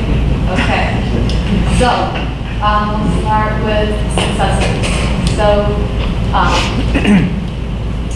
this last year, when we talk about our fall to spring growth, Western Avenue students in grades 2, 3, 4, and 5 were all scoring higher than the district average for both reading and math. That was definitely a celebration for all of us. For first grade, they also outscored the district average for reading. And then we also had a high number of students in kindergarten all the way to 5th grade who scored above the 80th percentile, which is considered high for both reading and math. So you can see the numbers below here. In kindergarten, we had a total of 73 students above the 80th percentile, 73 for first grade, 66 for second, 78 for third grade, 85 for fourth, and 93 for 5th grade. So it was a great year for us, just in terms of students who were being able to meet those high scores that they're coming in with and that they're excelling towards every year that they're with us. We also had so this is not here, but we had a really high number. I think we had 25 students in our 5th grade who took the Math 6 Plus test, and all of them are taking more advanced math courses at Parker. So we're really excited about that. So when you look at our greatest areas of need, it was really difficult for our team to actually determine this year, and that's because for the last 2 to 3 years, Western Avenue has always chosen vocabulary as the greatest area of need. And then we focused on that last year intentionally, and when our math scores came back in the spring, we found that vocabulary was now neck and neck with informational text and literature. So we're seeing that now not as a greatest area of need, but we don't want to lose any ground, we don't want to lose any progress that we made. So we decided to kind of continue with that, but really focus in on the context of vocabulary within informational text and literature. And we think that the new Greg Gen program kind of lends itself nicely to this because vocabulary is embedded and grammar is embedded with the program. So I think that we're going to be able to do a lot and play a lot more with it this year. We have grade level strategies that we're using that we're going to stick with because we found that they work last year. Now this year it's a lot more fine-tuning and tweaking for the new groups of students that we have in each grade level. For math, we're looking at operations and algebraic thinking. The OAT is a strand within all of the math. So sub-goals that we find is kind of like the biggest bang for your buck, right? So when you're looking strand that can really have wide impact on other strands, we find that the operations and algebraic thinking is an area that we found was really beneficial when we focus on that. So that's our greatest area of need for math. For our achievement graph, we are looking at decreasing the conditional growth index between subgroups for reading and for math, and I can talk about that later in my action plan. Because it took a while for all of us to wrap our heads around what a conditional growth index is, what it measures, what it does in terms of looking at closing the achievement gap. And then finally, for social and emotional learning, this was really big for our team. We are a PBIS school, but what we found kind of after going through year one together was that there are a lot of components in PBIS that we could implement more of this school year, and so that is our intention, is to kind of take more of those pieces and plug them into our kids' everyday work at our school. Okay, so our action plan. Things that we want to focus on, and Mr. Freitas, I was so glad that you brought this up. So conferencing during writing time. Writing is going to be really neat for us, and it's a big push, it's a big lift in our school. We know that a lot of our students need that conferencing time, that discussion where they can actually work with the teacher one-on-one to talk about areas of strength and then areas of improvement. This is also an opportunity too. I'll never forget Miss Boyd, who's over there, with our ACE students last year. It was the beginning of the year. She gave a writing assignment and she had like a word bank, a vocabulary quiz, and they had to write an essay in response to a prompt that she gave, and they had to use all the vocabulary words in the right context while answering the prompt. These are our ACE kids, and I remember that first draft that came back, and there were kids that, I mean, we were looking at words and we're like, why did they do that? Like, how did they, why did they choose to use this word this way? And then we realized we had a lot of work that we needed to do around writing and around developing vocabulary and concepts of writing. So that's definitely part of our action plan now for the entire building. For mathematics, we're really focusing in on our flexible grouping. So we experimented last year with certain groupings. So we tried to do groupings in grades 3, 4, and 5. And we decided to change the way that we group students this year. And there's a tool that comes with the British curriculum called the zone analysis. And what it does is it actually shows kind of where students are in terms of standards mastery. So you can see the standards that they've mastered for math in any given unit. And then once we give them this end of their comprehensive assessment, you can see green, green, green, green, green, boop, red. And so that's where you know, like that's where you really have to start honing in and teaching, because that's where students have deficiencies. So we're using the comprehensive end of year assessment and the zone analysis so that one, we can better group our students, and two, so that we can identify standards that they've mastered, but also standards that need a lot of work, okay?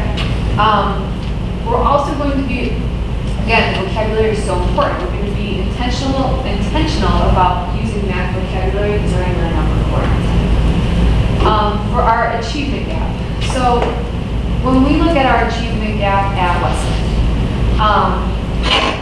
what we see is there's definitely a difference in subgroups.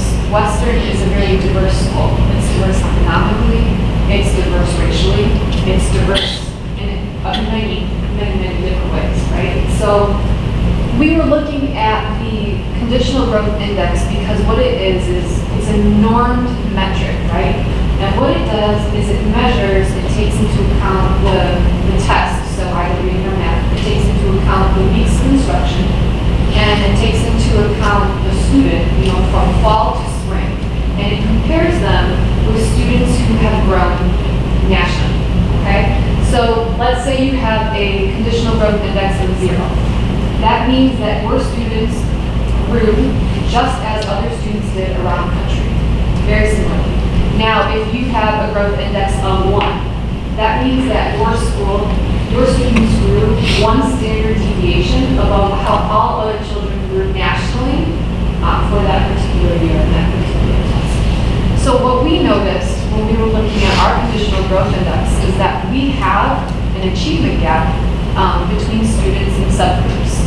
And we were looking particularly at ethnicity, so between our white students and our African American students. When you look at the Additional Growth Index from 2016, 2017 to 2017, 2018, we already made kind of a big, we closed in pretty, what adjective I would use, but we went from 1.3 in 16, 17 to 0.4, which is a pretty, when you look at how these are calculated, it's an astronomical number. It's good, it's really good. But we also added quite a bit of extra things into the school day in terms of instructional time and extra learning opportunities for all of our students. So we know this year, when we're looking at our kids and what the instructional day looks like, we're going to have to work probably twice as hard to keep decreasing that number. But that's our intention. That's what we want to do. So not only are we looking at extra instructional opportunities, we also too are looking at building the cultural competency of our staff. Because we know that when we look at cultural competency, that's our staff's, that's your attitude, that's your belief, that's the way you talk to kids, it's the way you think. And when you're projecting that onto your students, Gloria Ladson-Billings said she hopes that everybody in the United States would be culturally competent in more than 2 or 3 different cultures. I mean, being an American, that's what we should be doing. That's what we should be striving for. And so that's what we hope to start developing in ourselves as a staff. And that's what we hope to pass on to our students. Last but not least, social and emotional learning. So those PBIS components that we're adding, we're really focusing in on our common areas. So lunchroom and recess, hallways, media center, things like that. Those are the areas that we're looking at. So we're doing very specific things in order to target those areas. We're incentivizing quite a bit. We are doing a lot in terms of recognizing students for positive behaviors. So I think that that's very different than giving a child an assessment. And I'm much more a fan of recognizing kids for exhibiting positive behaviors in school. I think that is much more effective. I think it also just teaches your kids how to be better people. So that's what we're working on in terms of our social and emotional learning. And questions? Hopefully I'll have answers. Questions or comments? Well, one thing I do want to comment on is that I've heard from several of the schools about the Bridges program, which, the recommendation, I know there was a parent committee. When you hear that the curriculums that we have chosen or selected are making a difference, not just to the students, but to the teachers, that's huge. That lets us know that we're on the right path. So I'm glad to hear that. Another thing that I'm really glad to hear, something that Michelle brought up some time ago, our students, we have to get them to writing. We have to, and I'm hearing that throughout from all, and that is huge, that's important. And I think it definitely needs to happen, even though, they write sentences, it needs to happen, the focus needs to be done before HF, before high school. Because sadly to say, a lot of adults don't know how to write. When you see it, people get shocked. So I'm glad to hear that, and glad, for the work that you and your team. I think it's been amazing to hear all the reports today and the work that has been put in by the teams. Congratulations. I think this is one of the best years in terms of the city. Not to say that you all haven't done great, but I can see the team work as a team, and I think that's huge. So in the essence of time, I won't ask you my questions here, but I will send them to you. I just have a couple of clarifying questions about the conditional growth index. Just so that I'm clear. I guess that's it. Haley, you can probably cue your celebration song right now. Is the presentation of the SIPs or no? Thank you. Thank you. Just to bring that to a close, I know that the teams are incredibly hard on it. Not only the teachers, but working with the principals as well. It's And then they have to come and show them to us. And push back pretty hardly on some of those goals and the expectations and the actions, and ultimately, I think the teams have really done great work to get to this point. Really excited to see the results from the plan. So kudos to all of you for all your hard work and your support of this.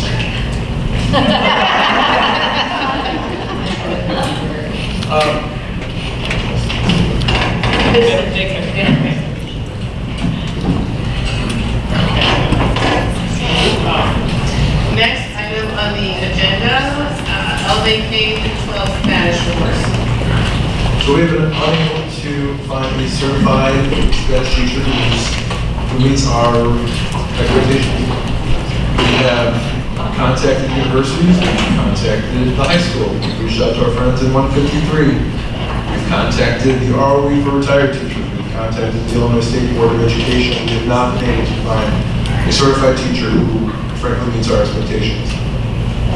We have done some good work with Elevate K-12 this last summer, especially around tutoring. They have an opportunity to offer distance learning Spanish course for our students. And we'll be recommending that we adopt a percent contract at our next board meeting to do that. Essentially, the students would have a live person who is projected through the LCD projector, and then in-class support as well. We'll look to sign a one-semester contract. We're going to, again, send this job posting to every university within 100 miles to try to find someone who's preferably graduating in December and who can pick up with the class in January. This whole situation does, however, highlight another issue, which is teaching high school courses in junior high, with the expectation that students without any Spanish in 8th grade should take Spanish 1 to be prepared to go into Spanish 2.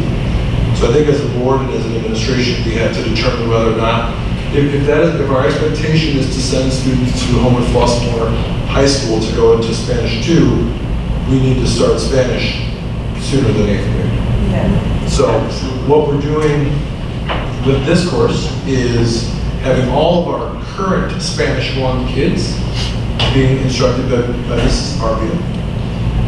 In person, natural, human, homegrown teacher. And then our introduction to Spanish to students who are just getting their feet wet, who are planning on taking Spanish 1 or I should say in high school next year, we'll have the distance learning course with support in the classroom.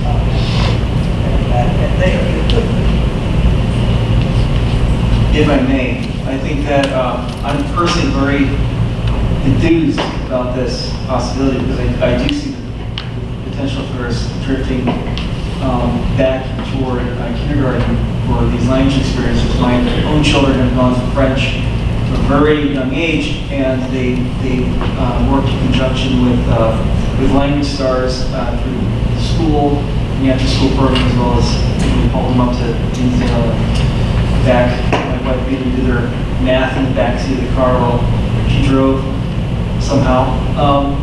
And I think that I think you made a really good point that to expect a kid who is not in high school to suddenly excel at a high school course where maybe that's not the answer. Maybe the answer is find something that is more appropriate for their individual learning experiences. I think that this could really be a great start for a lot of kids, especially for those of you who don't know, the Iliad program, you work directly with somebody. I mean, you're not doing a computer program that anonymously tells you how to say hola, but you are working with someone who's conversant online, and it is really a great opportunity for authentic, actual language experience. So, as much as this may be not our go-to, I'm very enthused about seeing the results of this. So to Steve's point, we had other alternatives. We could have placed a general substitute teacher in the classroom. Again, that would not have guaranteed any effective Spanish instruction for those students. It is trial by fire, but I'll tell you, this could open up a whole new world of opportunities for kids. we will collect data, we will meticulously monitor this implementation. In the future, it could lead to an almost unlimited, or I should say, it's only bound by the vendor, course catalog that children could take in a distance learning format. I made a couple of a couple of calls to friends who are a little bit further down this path and frankly have been in the distance learning environment in a K-12 district for the last 3 or 4 years, and primarily they're offering their world language courses through this type of experience. So there's information out there that we can use to try to avoid the general pitfalls, but this is it's a more common practice than you think.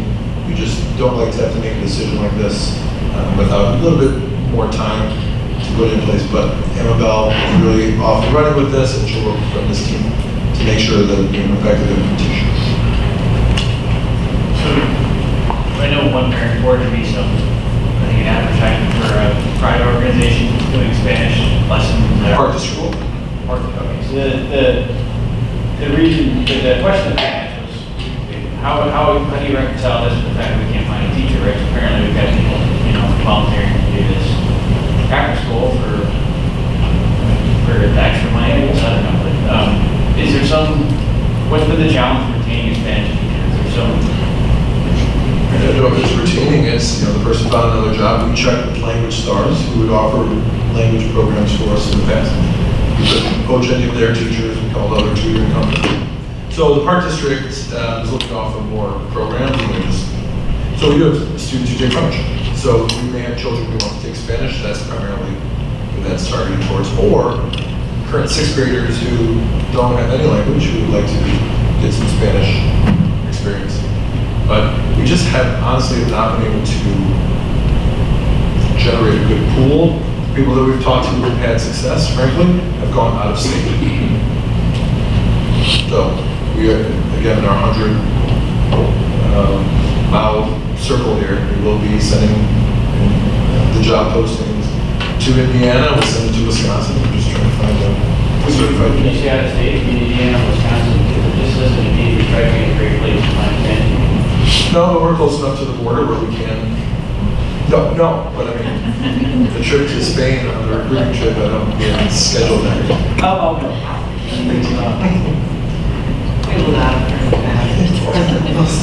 That isn't a huge discussion. So obviously, I mean, this is not ideal, but we need to support our students in whatever way is best at this time. I think it's a couple of things I have long supported. I mean, I can remember when we changed the policy and our foreign languages went from being offered to 7th graders to 8th graders. So I've been here long enough to experience that as well as other board members. I just want to make sure that whatever model or set of options we move to, that we don't forget those students who are in a category of higher learners who would qualify for the IB program at AJA, because they actually need to come in being ready to take that higher level of their foreign language. And then the second thing is I'm glad we are casting a wider net with regards to trying to find a Spanish teacher. It would be great at some point at the board if we could just hear a presentation about sort of what is the overall marketing and hiring strategy going forward. Is there an idea to do a job fair? I think the high school does a job fair, and I know we've participated in job fairs at other places, but is there an opportunity to do a job fair here, specifically for our Flossmoor district, when we know that we've got some openings coming up? I mean, so I just, it would be great to hear sort of what the longer term strategy is on how we want to market the district. Any other questions or comments? Okay, we're going to move to the next one. So just specifically on Spanish, Dan mentioned Spanish joke, but actually, what would the requirements be for, I'd have a hard time persuading someone to even Texas to move to Illinois and pay like a lot more in taxes, but someone from Barcelona would actually find that a very, 23-year-old kid out of college. So what exactly would the requirements be for Spanish speaking? So I will tell you the process that we would follow, frankly, would be work with the American consulate, and I would probably recommend Puerto Rico, Spain. Those are very strong countries to recruit from. We send a small team over. We work with, for example, the Spanish consulate, and it's a cattle call, and you are essentially hiring people on the spot. You are limited by your visas, and typically the district will pick up the initial cost of the visa, and then once the person is here, depending on if you want to extend the, I think it's the H-1B visa, usually it's a cost of around $3,500 to $4,000 per visa on the district's end, and there you go. What districts are finding, if you're going to have a true program, if your numbers are high enough to go dual language, you have no other choice but to recruit authentic Spanish-speaking people, whereas Spanish is their first language, from outside the country. So it's not, we're limited by our imagination, and frankly, our time, flying to Spain. I mean, a certain sources that I work with comes to mind, but the students that they have their English skills are not great. And that's why they sign up for this stuff, right? So I guess I'm trying to get a sense of whether I should call this person and ask them. You can, but again, so again, it depends on the program. In a dual language program, it's, for example, it's Spanish only. So if they don't speak any English, it's okay because half of the child's day is in full Spanish without any English support. And a Spanish 1 class, when the children have not had other language support up until that point, a full immersion program could be pretty difficult. So they need some language skill, but essentially at our stage, if we had a substitute that had a Spanish language background, that we could place in that classroom for the additional support, at least we'd have a leg up moving forward. I'll follow that. So please do. Any other questions? Okay, we are going to move on. 2018 budget report. Good evening. Okay. You've all had your budget books. Hopefully you've had some opportunity to look through them and find some meetings met twice. And my name is, what's the other this? Oh, yeah, it's on.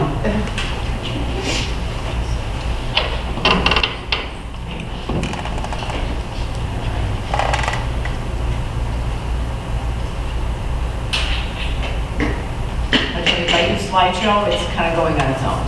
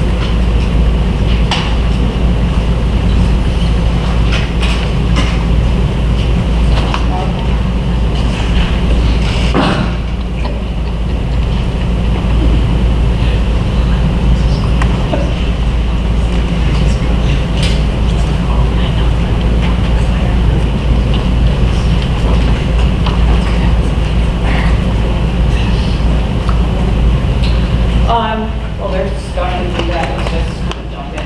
So I'm gonna get the first couple of slides and then we'll play around our time. So the idea, what is a budget? It's a roadmap. It is not actuals. They are taking a bunch of assumptions, things that we know, and moving forward from there. Again, things change during the course of the year, whether it be on the expense side or the revenue side. On the revenue side, we've obviously seen some challenges in the state of Illinois over the last several years. On the expense side, things happen during the course of the year, the water boiler goes out, and so on. So these are, why I think they're best assumptions. ready yet?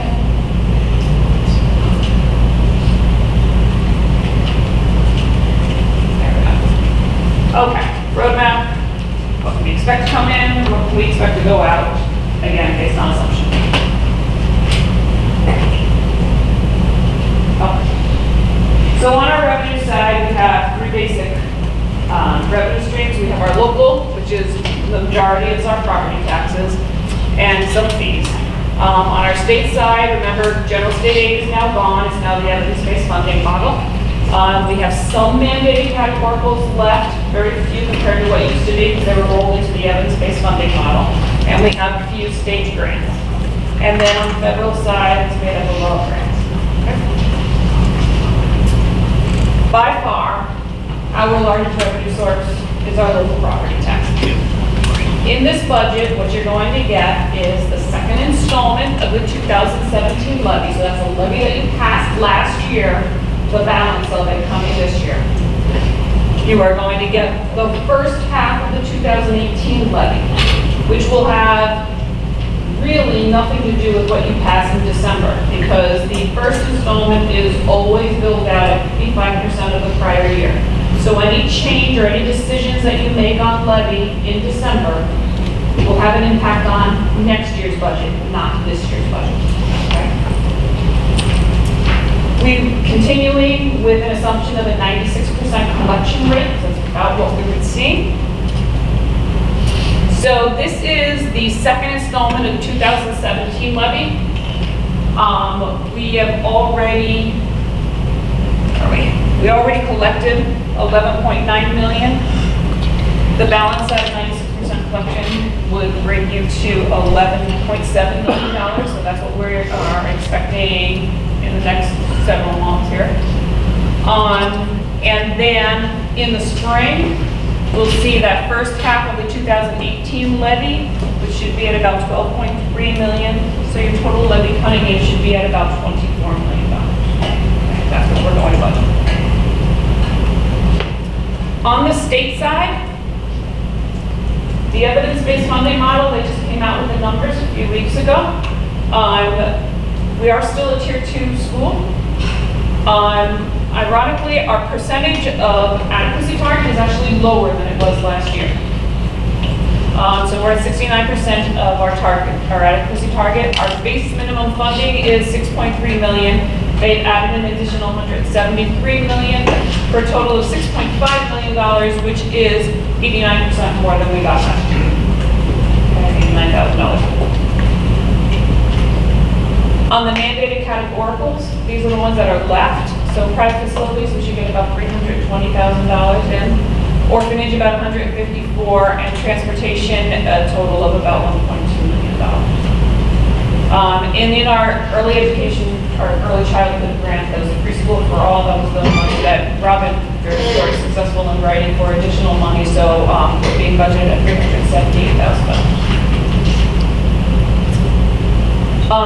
On the federal side, Title I's coming in at about 370, Title II at about 95, and special ed about 700,000. We don't have final carryover on that number on that 700,000, so that's an estimate right now.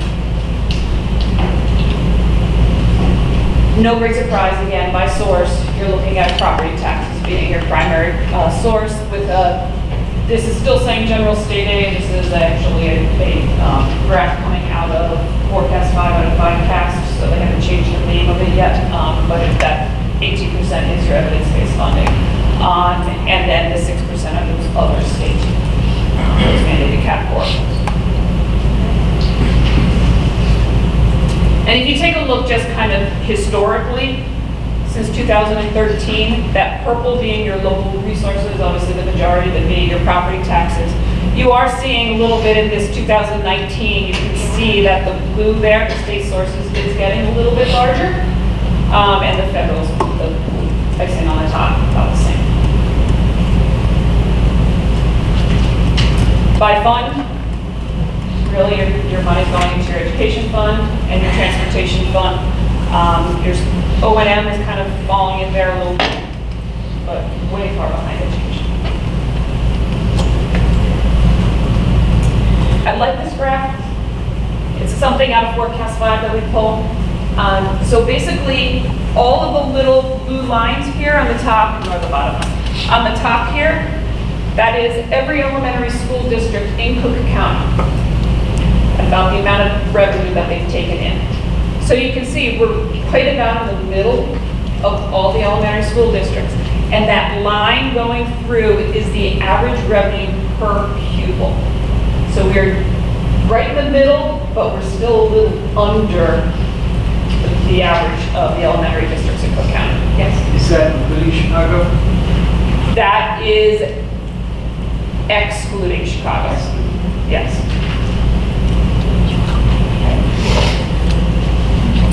On the expenditure side. So you can look at expenditures by fund, which we will, the education fund, of course, being our largest. You can look at it by function. What types of activities? Is it regular education? Is it special education? Is it gifted education? And then you can look at it by object. Is it a salary? Is it a benefit? Is it a purchase service? Clearly, the majority of our money is still going towards salaries and benefits at about 66%. Purchase services coming in at that 14 is the next largest. And because purchase services will also include any tuitions to outside, like our private facilities, our speed, those kinds of things. And that's really what brings up that purchase services. Our capital outlay this year obviously is larger. But because we're talking about staff, I kind of wanted to throw this out there because we're looking at class sizes, but again, you got to remember that we have more than just a classroom teacher. We have a whole lot of support certified staff. So what these numbers are looking at, and these are coming straight from the state, run through Forecast 5. From 2014 to 2017, so 2 years ago, this is an average number of pupils per staff. So we're coming at a low of 12 to a high of 18 at Western Avenue. I ran our current today enrollment numbers, and I put it against our certified staff members in each of the buildings. And for this year, right now, you're looking at a low of 10 students per certified staff member and a high of 13. And those two coming in at Flossmoor Hills. Does that include administrators? It does not include administrators, just certified teachers. And so it's 13 to 1 in Boston. Right.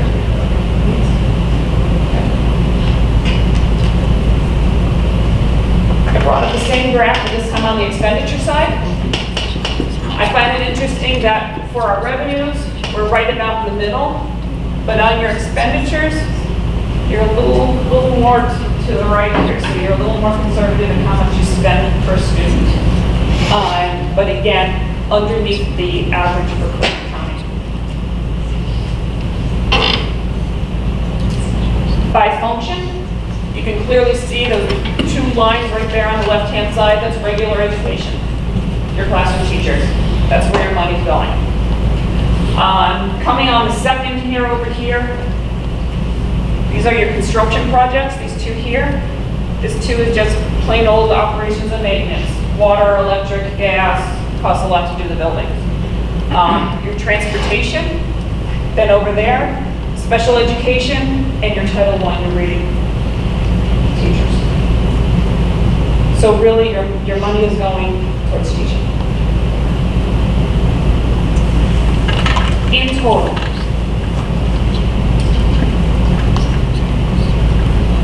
last year, here is where you ended up with more money than you anticipated. And that number was coming from, if you remember, we had quite a long conversation about how much money do we plan for from the state.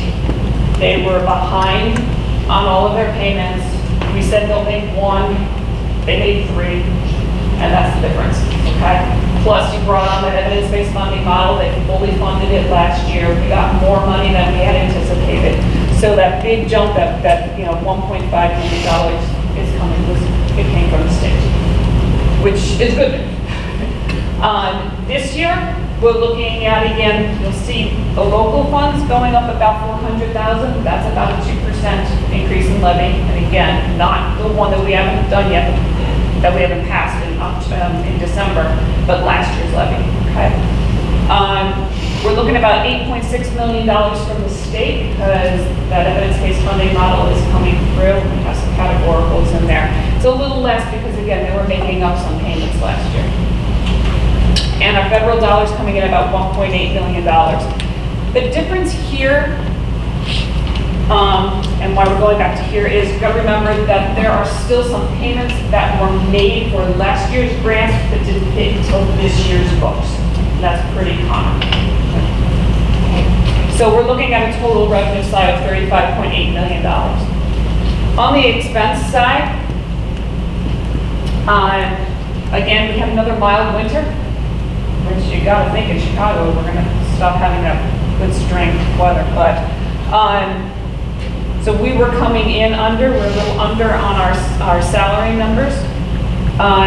But this year we're looking at, again, your salaries here, your benefits. Other here, this is special education, placed out, your bond and interest. Most of this money here on the capital expenses are looking at your Chromebooks. So you're looking at a $35.2 million expense. Construction is not even. Okay. So let's look at the total budget. Everything from this point up is what you just saw in the last two slides. So let's go down here. The difference between your revenues and your expenses actually puts you in a surplus operating position of $670,000. But you're doing a lot of construction around here. Your construction's coming in about $3.9 million, of which we said we wanted to pay for a lot of it out of your fund balances. So in total, you're looking at a $3.2 million deficit, all of it coming from construction. Okay? Which would give you an estimated ending fund balance of $29 million. I put this in, let me explain this one for you. So on your state budget, on the very front sheet, in the corner, it says, unbalanced budget, however, a deficit reduction plan is not required at this time. So what does that mean? Here's what it means. The state board takes your 4 operating funds, takes a look at whether you're running a surplus or deficit position. They then say that you need to have fund balances to cover that deficit position 3 times over. So here is your deficit position. 3 times over is 10 million. You have $23.4 million in bank for those operating funds, so you don't have to file a deficit reduction plan. Had we been less than 10 million, the state board would have asked us how are you planning on closing your deficit. But again, for us it would be simple. We're not doing more construction if that was the case. So there's plenty of money.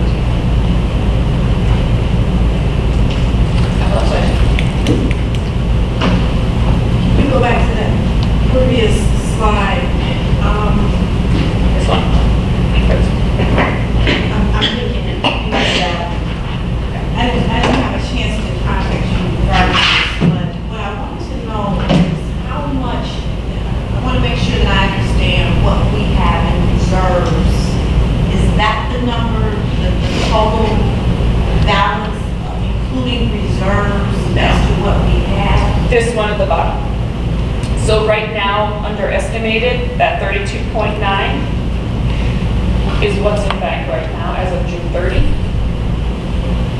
With using all that, using your cash for construction, your estimated ending fund balance at the end of this school year that we're in right now, so at June 30, 2019, would be 29.6 million. So not everything is finished. Correct. Is there anything, we always say we're going to have these discussions. We never get a chance to have one day. I'd like to have discussions earlier before we hit this time. And I guess my problem is I know we definitely, teachers, administrators, all that, need that. No question about that. But I guess my concern still, we still need to talk about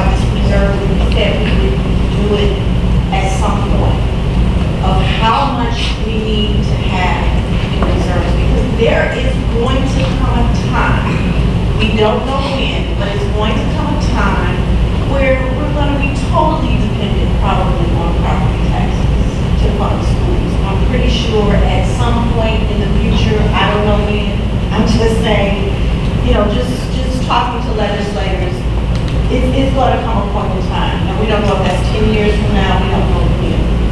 But I guess my point is, we're still looking at a healthy reserve, but we're still talking about levy again. And when you look at it, when I look at passing this budget, and just looking at it on the whole, I'm saying that if I agree with it and you have put in a lot of hard work, I thank you. Nothing I'm saying is to attack the work you're putting in or putting forth. But it's just a thought, and just talking about this is very, very important.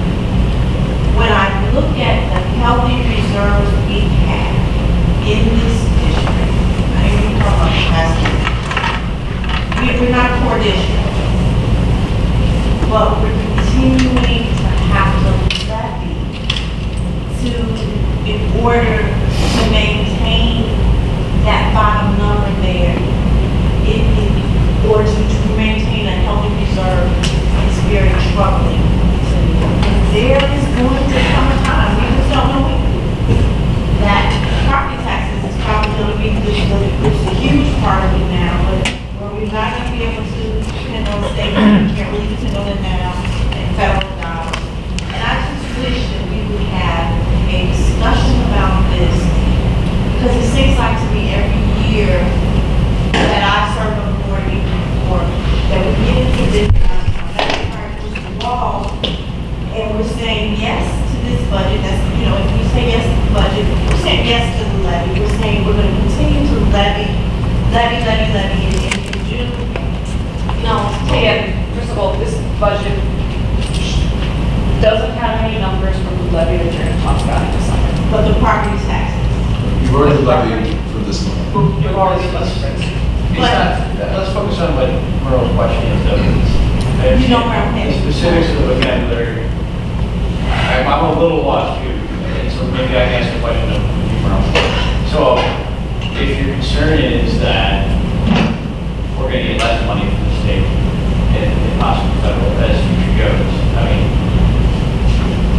then we're going to have to levy more. So I guess I'm trying to understand where you're going, because I hear different things. You're concerned about state, yes, I think everyone's concerned with that. But I'm not sure what you're proposing that we do affect this budget. I'm concerned, and I'm going to continue to say, you know, I was concerned last year.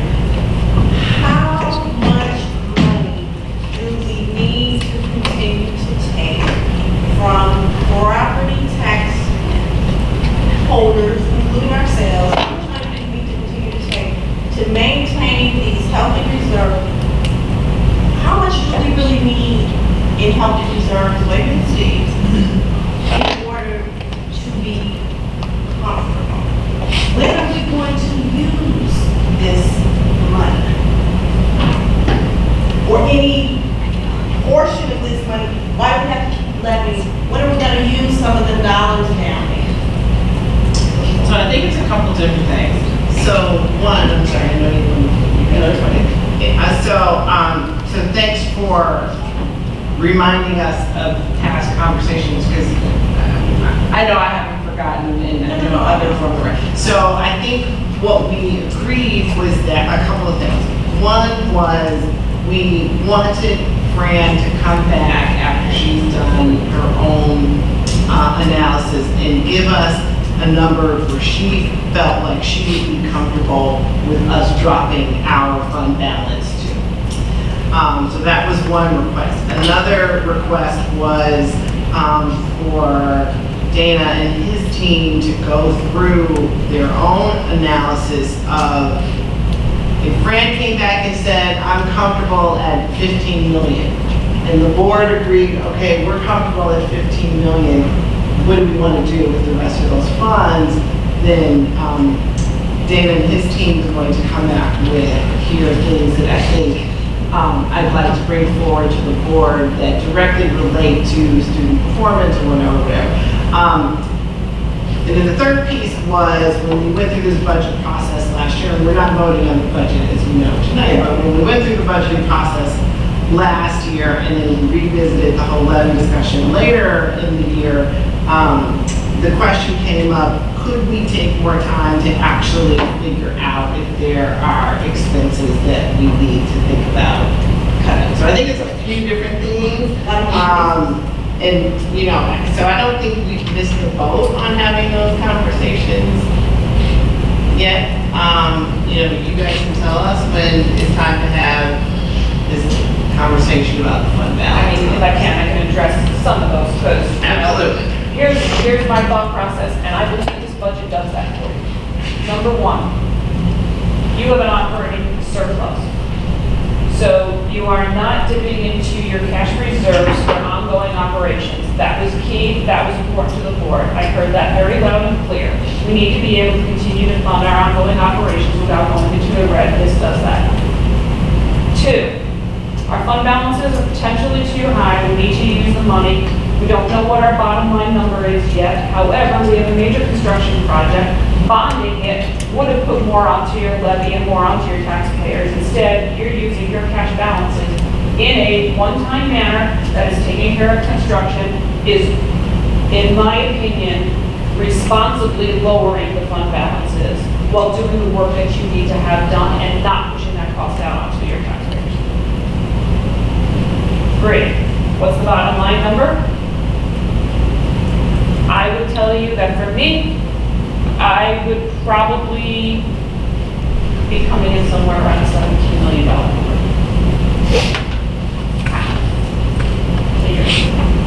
I think it's really dangerous to talk about an absolute dollar number, but rather to talk about a relative number, especially given the fact that we have an unknown liability that will likely be placed on us, for which we haven't been previously responsible, and those are retirement benefits that the state is taking care of up until it won't anymore, and that day is close upon us. Yeah, correct. I So believe it would be. we should be thinking about it more along the lines of a number of months of operating funds, something like 8 months or 9 months, which keeps you in line with your current budget, rather than some absolute dollar like 15 million or 17 million or 25 million.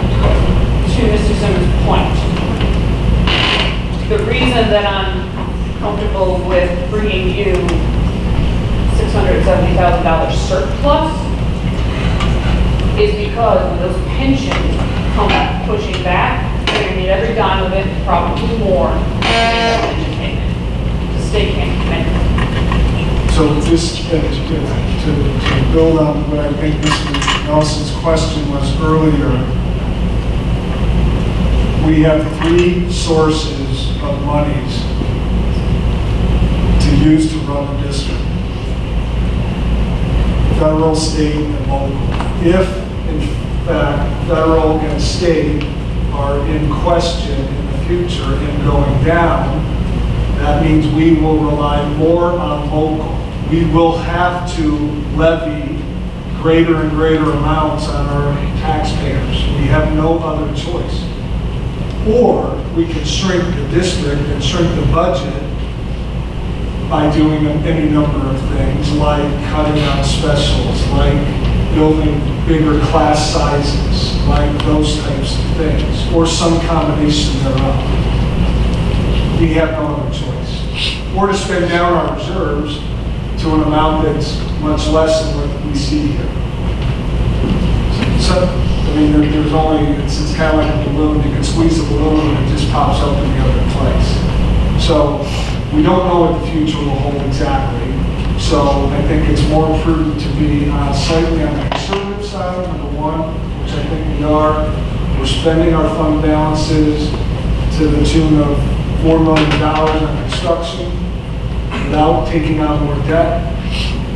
And we've got an operating surplus of almost $700,000 projected, which I think is also responsible. it's responsible, and I hear what you're saying all across the board.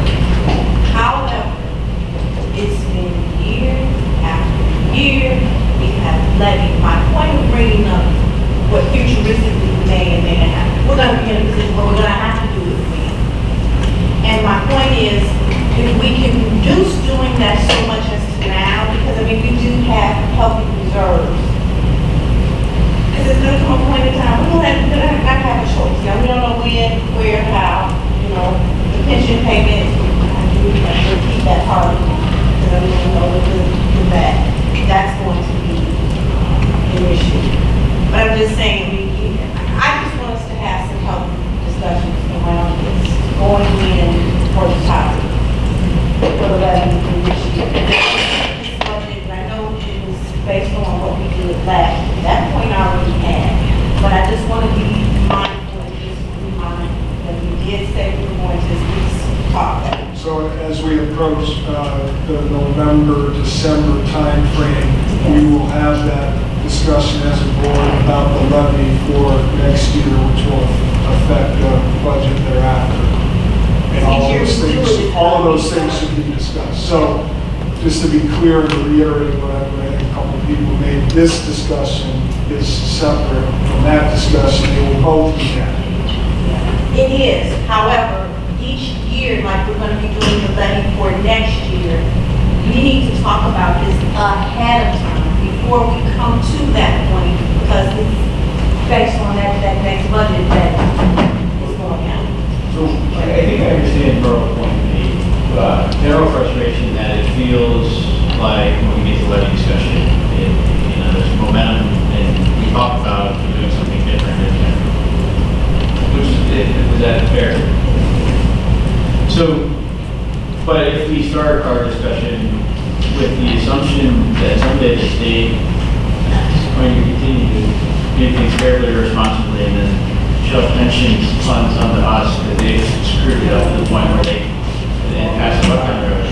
But the problem is, the bottom line is if we start the discussion, then if we were to spend down the fund balance now, give it back to taxpayers, through whatever legal process we want, if the state does that to us, we would be immediately, if we didn't have the fund balance, and to do that, we couldn't possibly meet those obligations. So that's what makes it hard.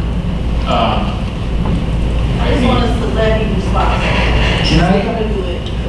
Let's do it. And I know that we believe that we have over the years, but I want to make sure that we're going to have the discussions. I want to make sure that because we're doing this for the next year, but we're not backing up, and I know we can't go back.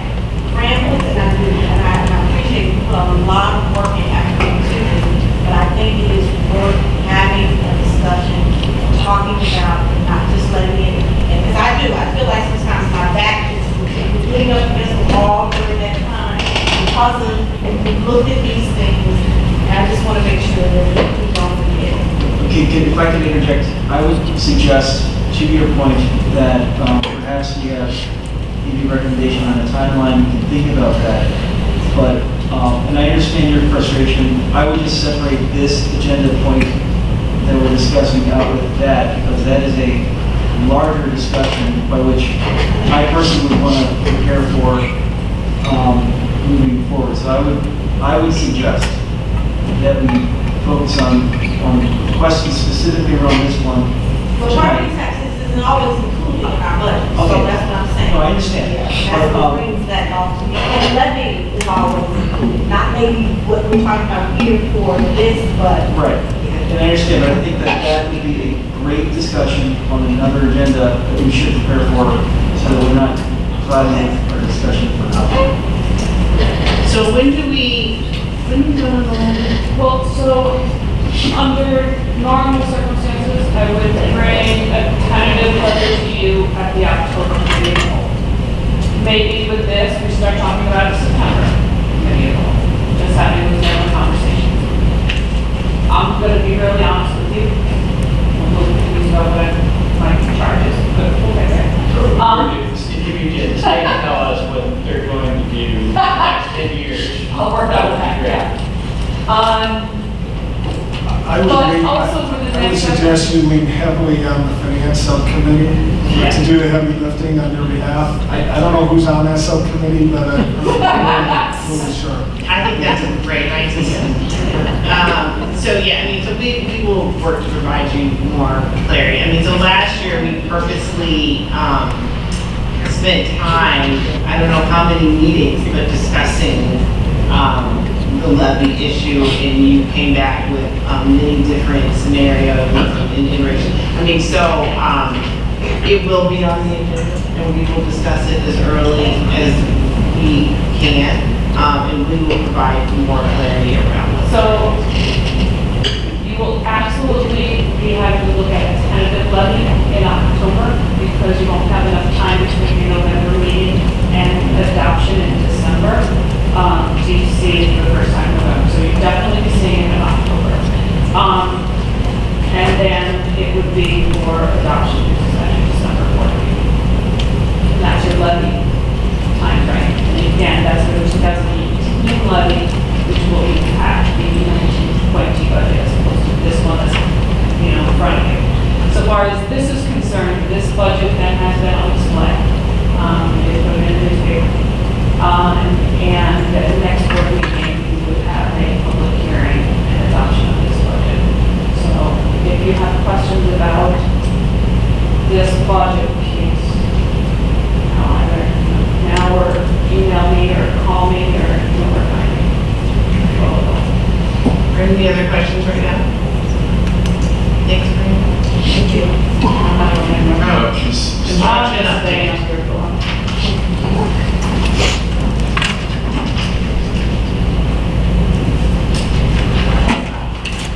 Construction continues to move on.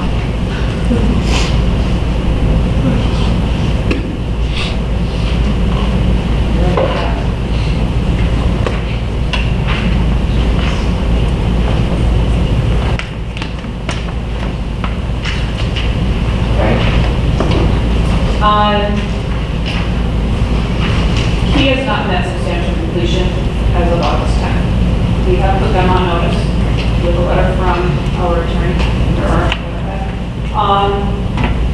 that we are invoking liquidated damages. So for every day beyond substantial completion, we'll be taking $1,000 off the contract. They are getting closer to substantial completion. At this point, we do have air at Heather and at Parker. Well, we're still running into some problems. They're still working on the controls to get that straightened out. There's still touch-up work, so that needs to be taken care of in the classroom, both at Parker and at Heather. Serena, however, the new steam lab is looking great. Although we did have a lot of that furniture that was outstanding arrived this morning. So we're getting close to being completed there. On the positive side, the lead testing on the sinks, all sinks have now tested fine for lead, so those are all open back again for use. And I just can't say enough about Scott and Big Box and his crew. They busted their butts this summer, and they did an amazing job of getting these buildings ready to be open for school.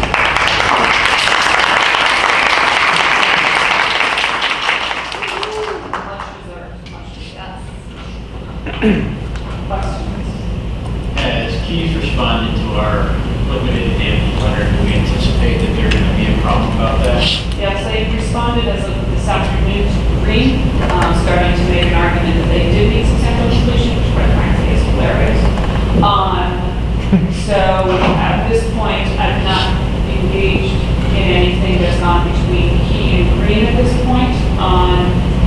However, I have put John Kester on notice to hold this meeting for the district. I just think that's in your best interest, in the district's best interest, to let them fight it out legally.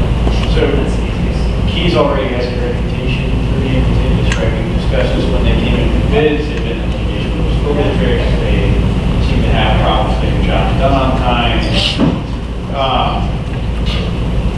I would just hope that we do enough homework and document enough, the lawyers involved enough, that the next time we have to deal looking at a low bidder again, we find ourselves being in the position of establishing that they're not a competent bidder, that we had, let's document it now. Yeah, but they were like $1 million less. No, I'm. So we kind of knew this. They had had a spotty history, but the bid was so compellingly below everybody else's. But I just want to make, maybe the next one's not $1 million less. I just want to make sure we are ready. Do we have a new target date by which we think that they should be, well, when you're done, you're done, but to the point, say, great job, or looks good? Truly, I'll probably have a better handle on that Wednesday. We continue to have weekly updates. Since they've missed substantial completion, and since especially we played a letter of they will be collecting liquidated damages, they upped their game significantly, a lot more workers on site, so they've made a lot of movement in the last 2 weeks. So that's on the good side, but based on My question is, was substantial completion defined by a certain set of terms? How is it that they? Yeah, and that's what they're actually arguing over right now. So in the one contract document, it's a very small phrase that's very nebulous, but in the bid document, it's about 2.5 pages of very specific things that have to have been done, completed, handed over to the district, including training. There's a whole list of things, and there's a whole lot of them they have to done. So I believe we hired a guy to oversee and encourage them to really nail this. Well, I mean, and Emory kept them on what they were there. But what Emory couldn't do, because he wasn't the general contractor, was make workers show up to the workplace. And that, probably more than anything, was what got them behind. They didn't put the chiller onto the river of Parker Junior High until they worked with substantial completion. Well, anyone who told you that you're not going to make substantial completion, you're just getting the equipment on the roof now. That was something beyond Emory's control.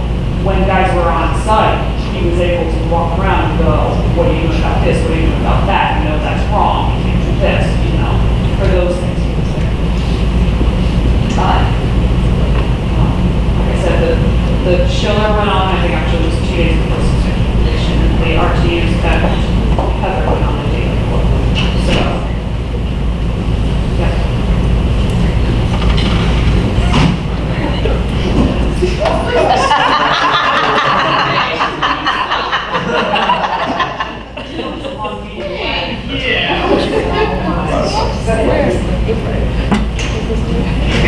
Any other questions on the construction? Okay.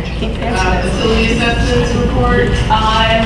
We have received the facility assessments for the 6 buildings. We've given them to you and you've had a chance to look through them. They're very comprehensive. Lots of pictures, lots of very detailed.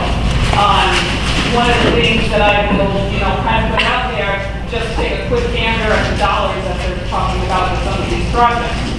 And if you don't want to bond for some of those, then we'll talk about what we want to do, what we want, what's needing, those kinds of things, as we continue down this process. But there's a significant amount of money that they're saying that should be put into these buildings over the next 10 years. Again, these are for conversation. This is not a legislative survey, so it's not like you are required to do any of it. But they're good documents to have so that we can look at each of the buildings and see what's coming up in our not so distant future. Right now, the process is that they will now take these reports and they will put them into a software package for we can start generating reports and maintenance schedules and those kinds of things that we can use. And I will take those numbers and drop them into your 5-year projections, which I hope to have to you as soon as the annual financial report is reasonably complete, at least in draft form. I can get those started. So our auditors are here right now. I would check by a week out. I will have a draft annual financial report and we'll start updating those 5-year projections.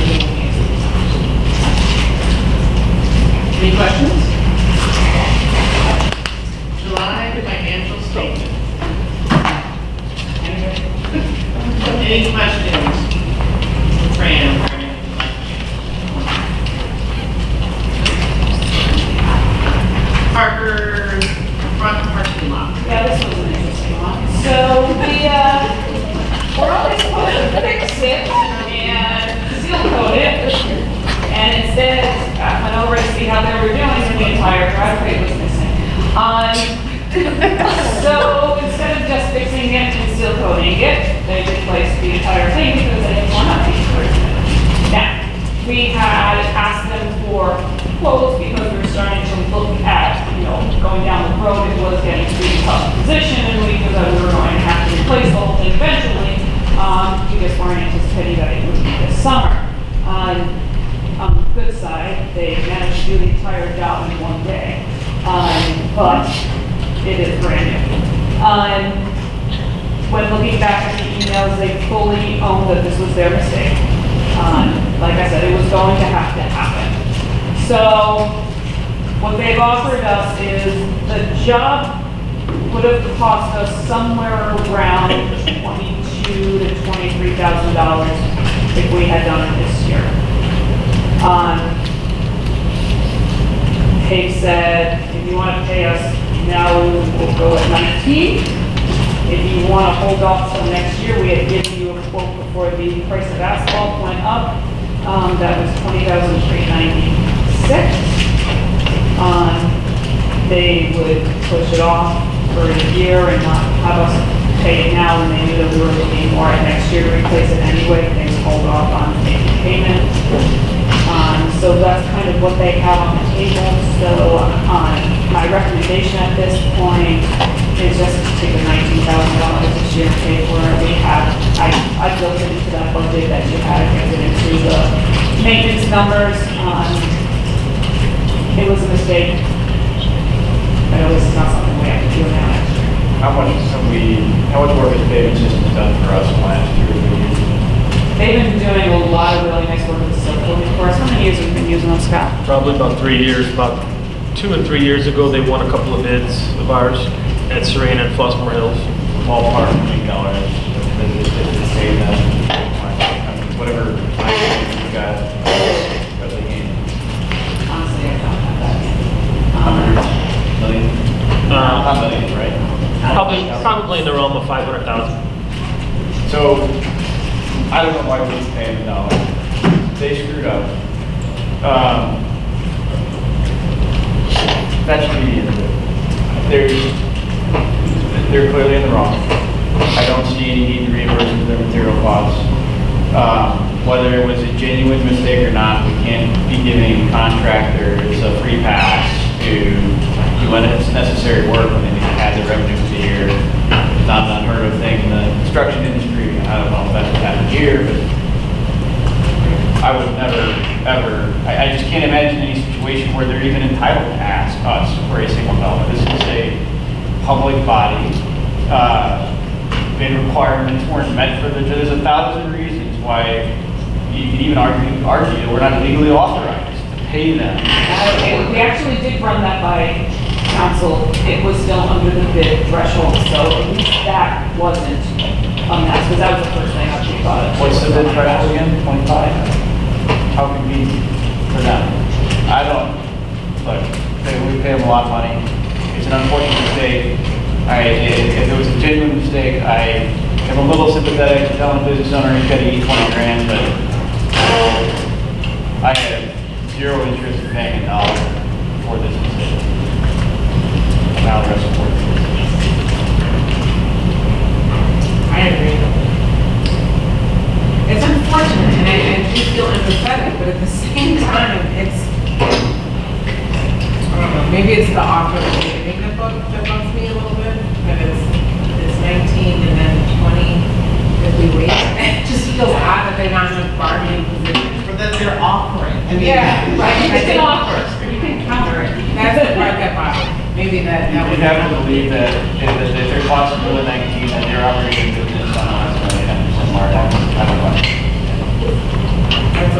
So we're going to take direction on this, because it will damage the relationship, and that's fine. We just need directions from the board in order for us to bring back a recommendation. Can you just back up a little bit for me, because I think I'm a little confused. They were doing work over there? Yes, they did work at a number, all of them, also how many of them? Well, I'm saying, how did they get they were doing work They were at doing Parker? work at 3 schools, Parker included, and it was for seal coating and striping. And at Parker, supposed to also be to fix some of the problems in that parking lot. It's been rough the last couple of years, so they've been patching it. Getting together. Was anything unclear in what we said in our expectation that we? No, I've got the email exchange, and they recognize that it was. So they was basically tore it up and Oh, yeah, it's gone. How much is this really going to damage the relationship if they've done $500,000 worth of work over the last 3 years? I would not act. In Because that case, at that point, you are at the risk of anger and hurt feelings. Just They being did a true. great job and all this. they tore up our parking lot without our permission. They risked our safety. But you can't think of it.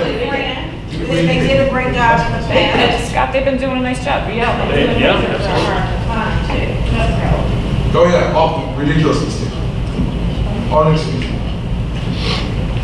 I mean, I guess if we're going to pay for the mistake, I'd rather we decide how much we think that mistake is Yeah, worth. like I said, we can count it. I'll give you a number, I'll see what they can throw at them. So we'll have our architects cost it to find out what that actually. I would not even pay that cost. Well, What's that? I would not pay that cost. The cost should be discounted. They've deprived us of a couple years of service to the existing driveway. We can run out legal arguments on damages all day long. $5,000 out of the 20 I can put, 19 out of the 23.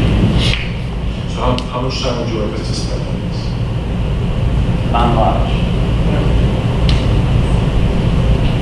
I mean, what I do not want to see happen is that we end up, of course, in a legal, spending money on legal to continue to deal with this. I would rather, like you said, when we make the decision to what that number will look like, encounter, hopefully we can come to some type of agreement. Because you don't want to spend a lot of legal fees and fighting stuff, even if you know that they don't have a real leg to stand on. Sometimes drag out into legal fees. How much are they really going to go to legal over something? All right, how about, why don't we consider looking at, there's a lot of different considerations. Yes, now we have a parking lot that's 2 years younger than we actually need, or, that somehow we prorate that into the life of what it was, and figure out, okay, definitely I think we should give them $1,200. The job is done, it's done. But, so that's a guarantee. But,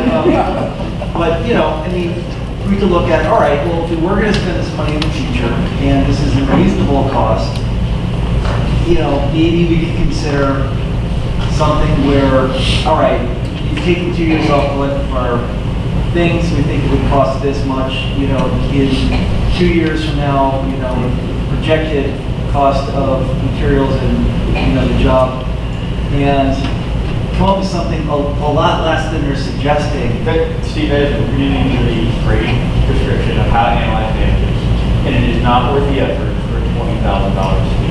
All right. If someone told me this, I wouldn't invest 45 minutes of it. You call the other lawyers and like, look, you guys screwed up. We have the right, we have an absolute right not to pay the dollar.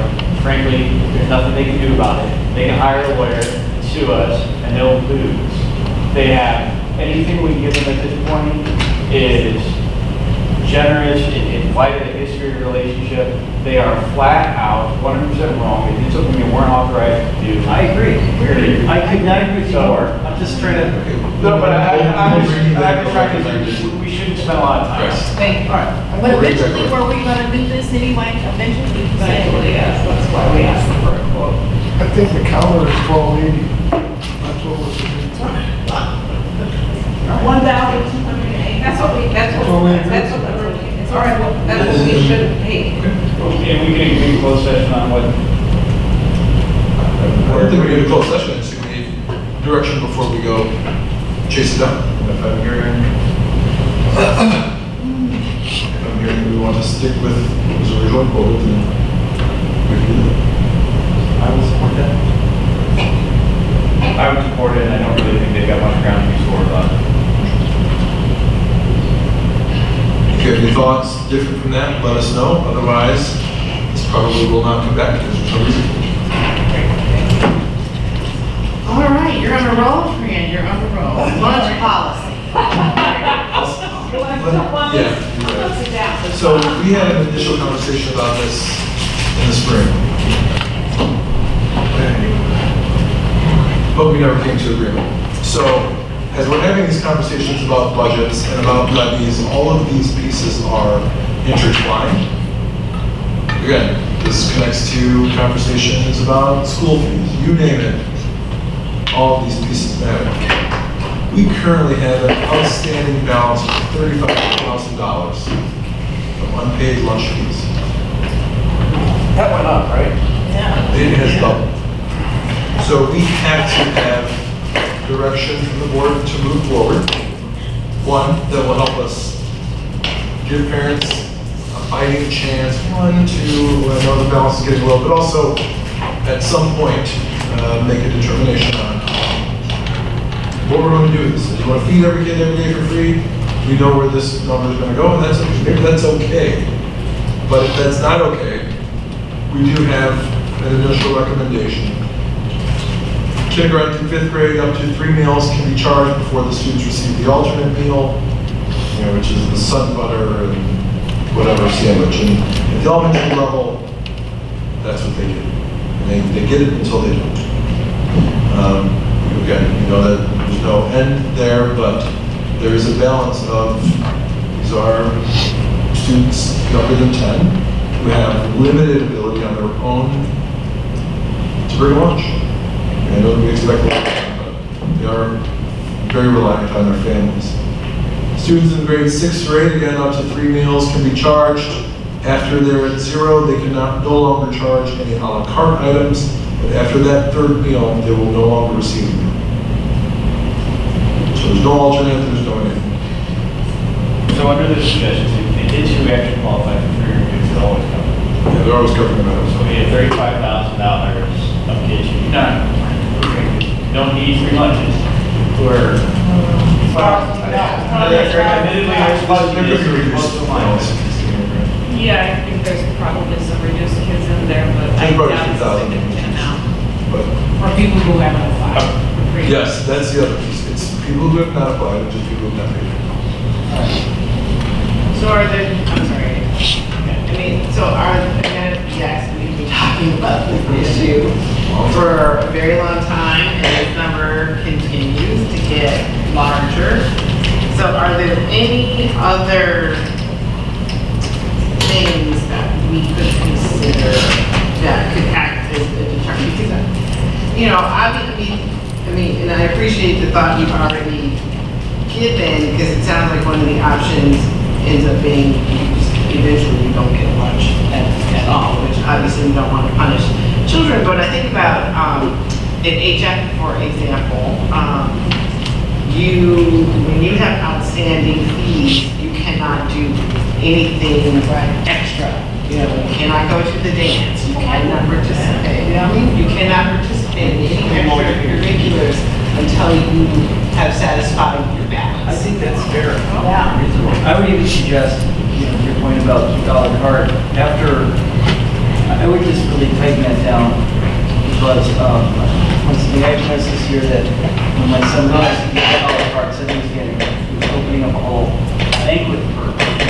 And so I just think in terms of really limiting, you know, the buying power for kids who are, you know, you have a lunch, that's fine. I'm always an advocate for, you know, kids should not be hungry. If they're hungry in class, they're not going to be doing as much learning as you want them to. So, you know, you punish them by saying, hey, you know, here really don't get lunch, you go hungry. And, you know, maybe that can build character, but in terms of the measurable things that we want to advance, you know, I think that we probably could give them a lunch, you know, the series, like alternate lunch. But, which is what we do now. Right. But I just think that all the extra stuff, we should make this minimal as possible. The lunch should be, you know, a little Spartan, but, and that's it. And then I think we have to look at how are we gathering money from, or following up with parents on that.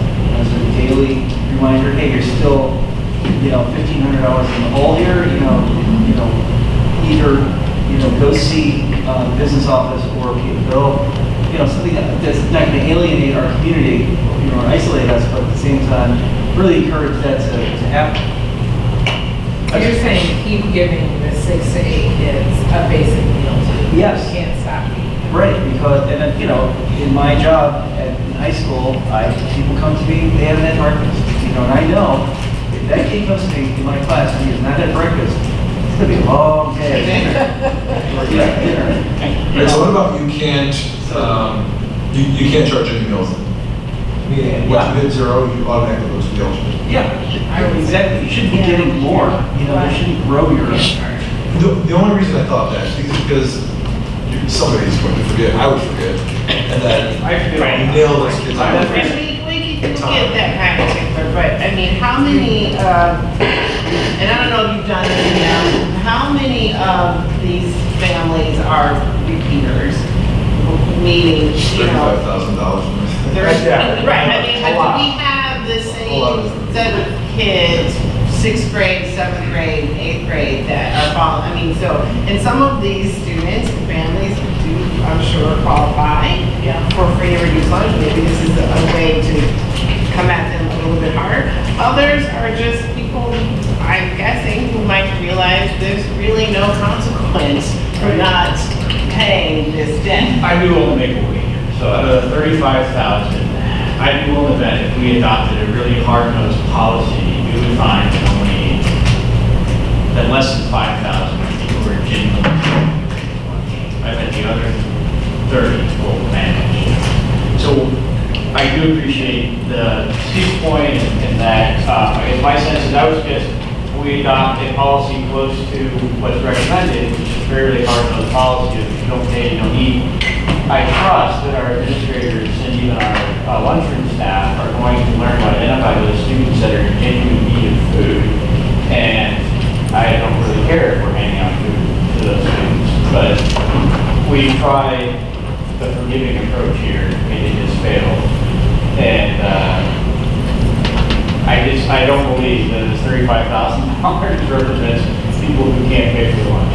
Well, I don't disagree. I mean, but I also just don't want to punish kids for the problems that adults are creating. I don't believe, so that may be wrong, right?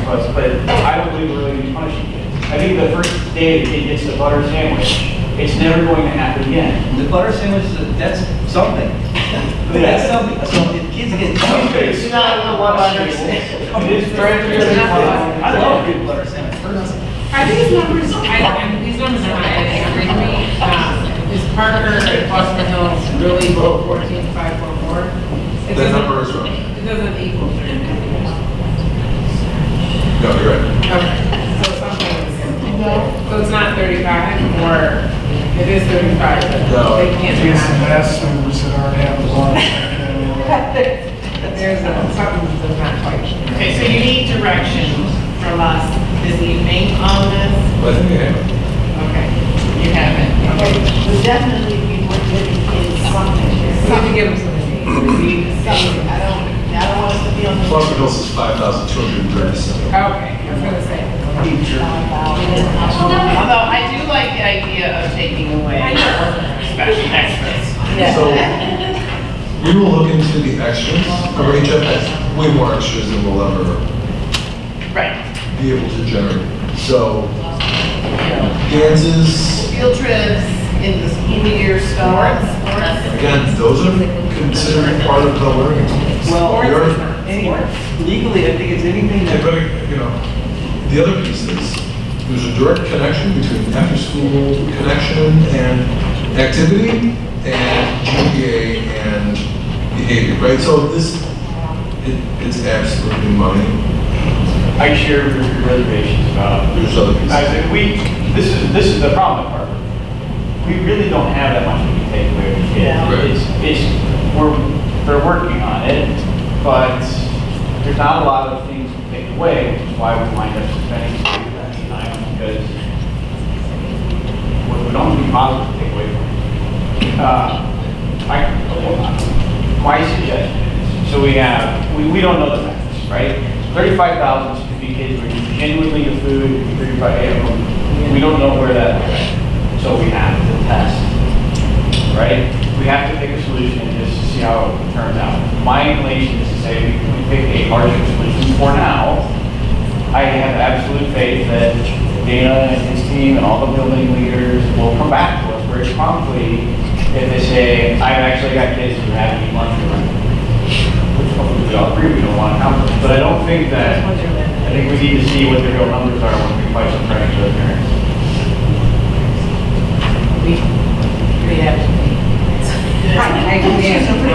Hey, I was a free introduced lunch kid all the way through like 7th grade, and I went many days without meals, and I turned out just fine.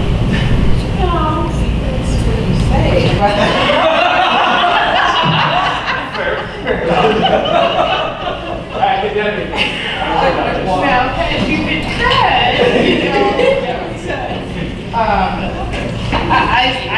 I'm with you, Carolyn. I mean, I am supportive of doing something that's a little bit more harsh. Yes. But, they have to do that sometimes. I agree with more harsh. Water and all of our, I mean, it's just. Right now, we have 585 students. Approximately, that all money. Anywhere from 10 cents to, I think I saw it. But how many kids are represented in a number that are now graduated?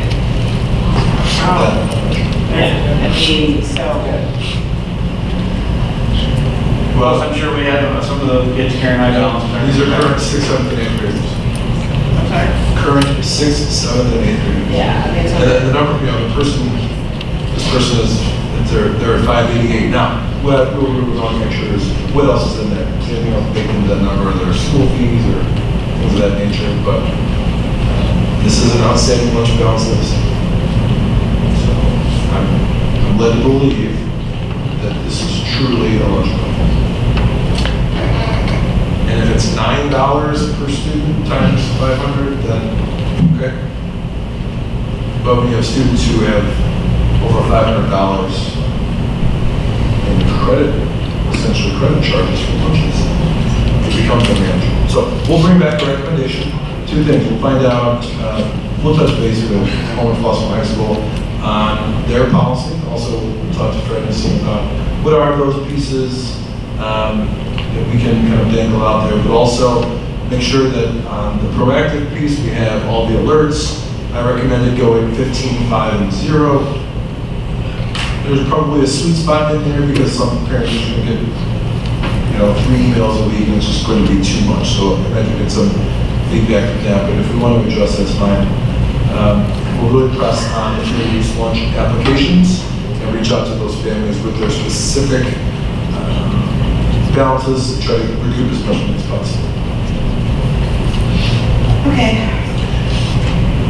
For the most part, those are all of the items that affect the building, so we'd be okay with the building principals head home since they have to be back bright and early. And we have probably another. You got the butter sandwiches coming up. Butter sandwiches. Butter sandwiches. But he started this. So enjoy your night. Thank you so much. Thank you, thank you. Okay, medical review packet. Are there any questions on the medical review stipend? Essentially, the certification is needed to complete health histories for our students going through the IEP process. And for one staff member with that credential, some of this work is completed outside of the workday, so we're recommending a $750 stipend to the staff. Any questions or comments?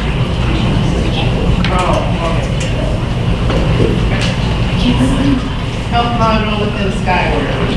Again, just looking at the way that we collect different pieces of data right now, we're still charting all this information on paper. Skyward offers another module. Again, it's about $7,000, but ultimately will give us a better overview of the student experience. medical issues that we have happening in our buildings, tracking illnesses, etc. So again, this would be, it also helps with Medicaid reporting, which brings money back to our district. Any questions, comments? No questions or comments? Aaron's Law presenter contract. True, so last year we really took a huge step with the Aaron's Law presentations. Remember, Aaron's Law is about appropriate touching and what students can do, children can do to find themselves in a difficult situation, knowing what's right, who to tell, how to just deal with an awful situation. This is the same presenters we used last year with a different company. This year is on his own. We'll offer the same program, not only in the school, but also on the parent evenings as well. I think it was all very well received last year, so we recommend doing the same thing. And we're saving $1,150. Okay. Any questions or concerns? Okay. School safety staffing. Okay, so there's an updated report. There we opened the bids. We had two certified bidders. Blue Line Security Solutions at an annual cost of $70,923, and U.S. Security Associates with an annual cost of $73,008. There are a couple of differences in their bids. Specifically, Blue Line Security Solutions would have 2 security guards and then have a supervisor who spends up to 8 hours on site every week. U.S. Security Associates would have 1 quote-unquote security guard, 1 supervisor on site at all time. They're paid at different rates. Fran and I will have them sharpen the pencil, but they're probably pretty close or pretty aggressive on their pricing, paying somewhere for the security guards around $16 to $17. They are very clear on the expectations.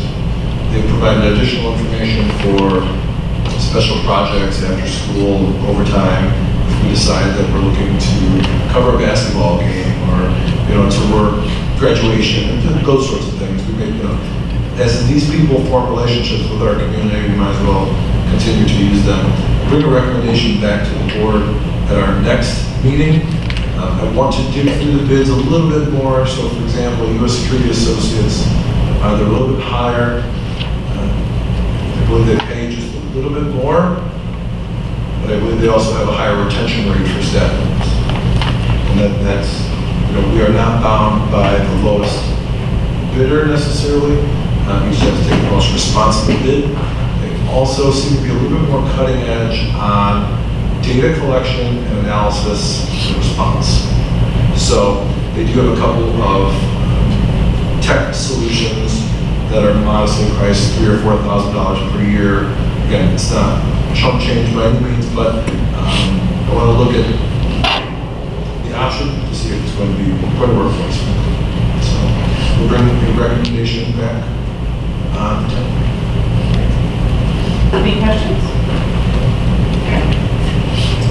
So we are going to hold off on the approval of the personnel report, and I will definitely go into executive session. We'll come back after executive session for the action item. So I need a motion, please, to move into executive session on matters relating to personnel, 5 ILCS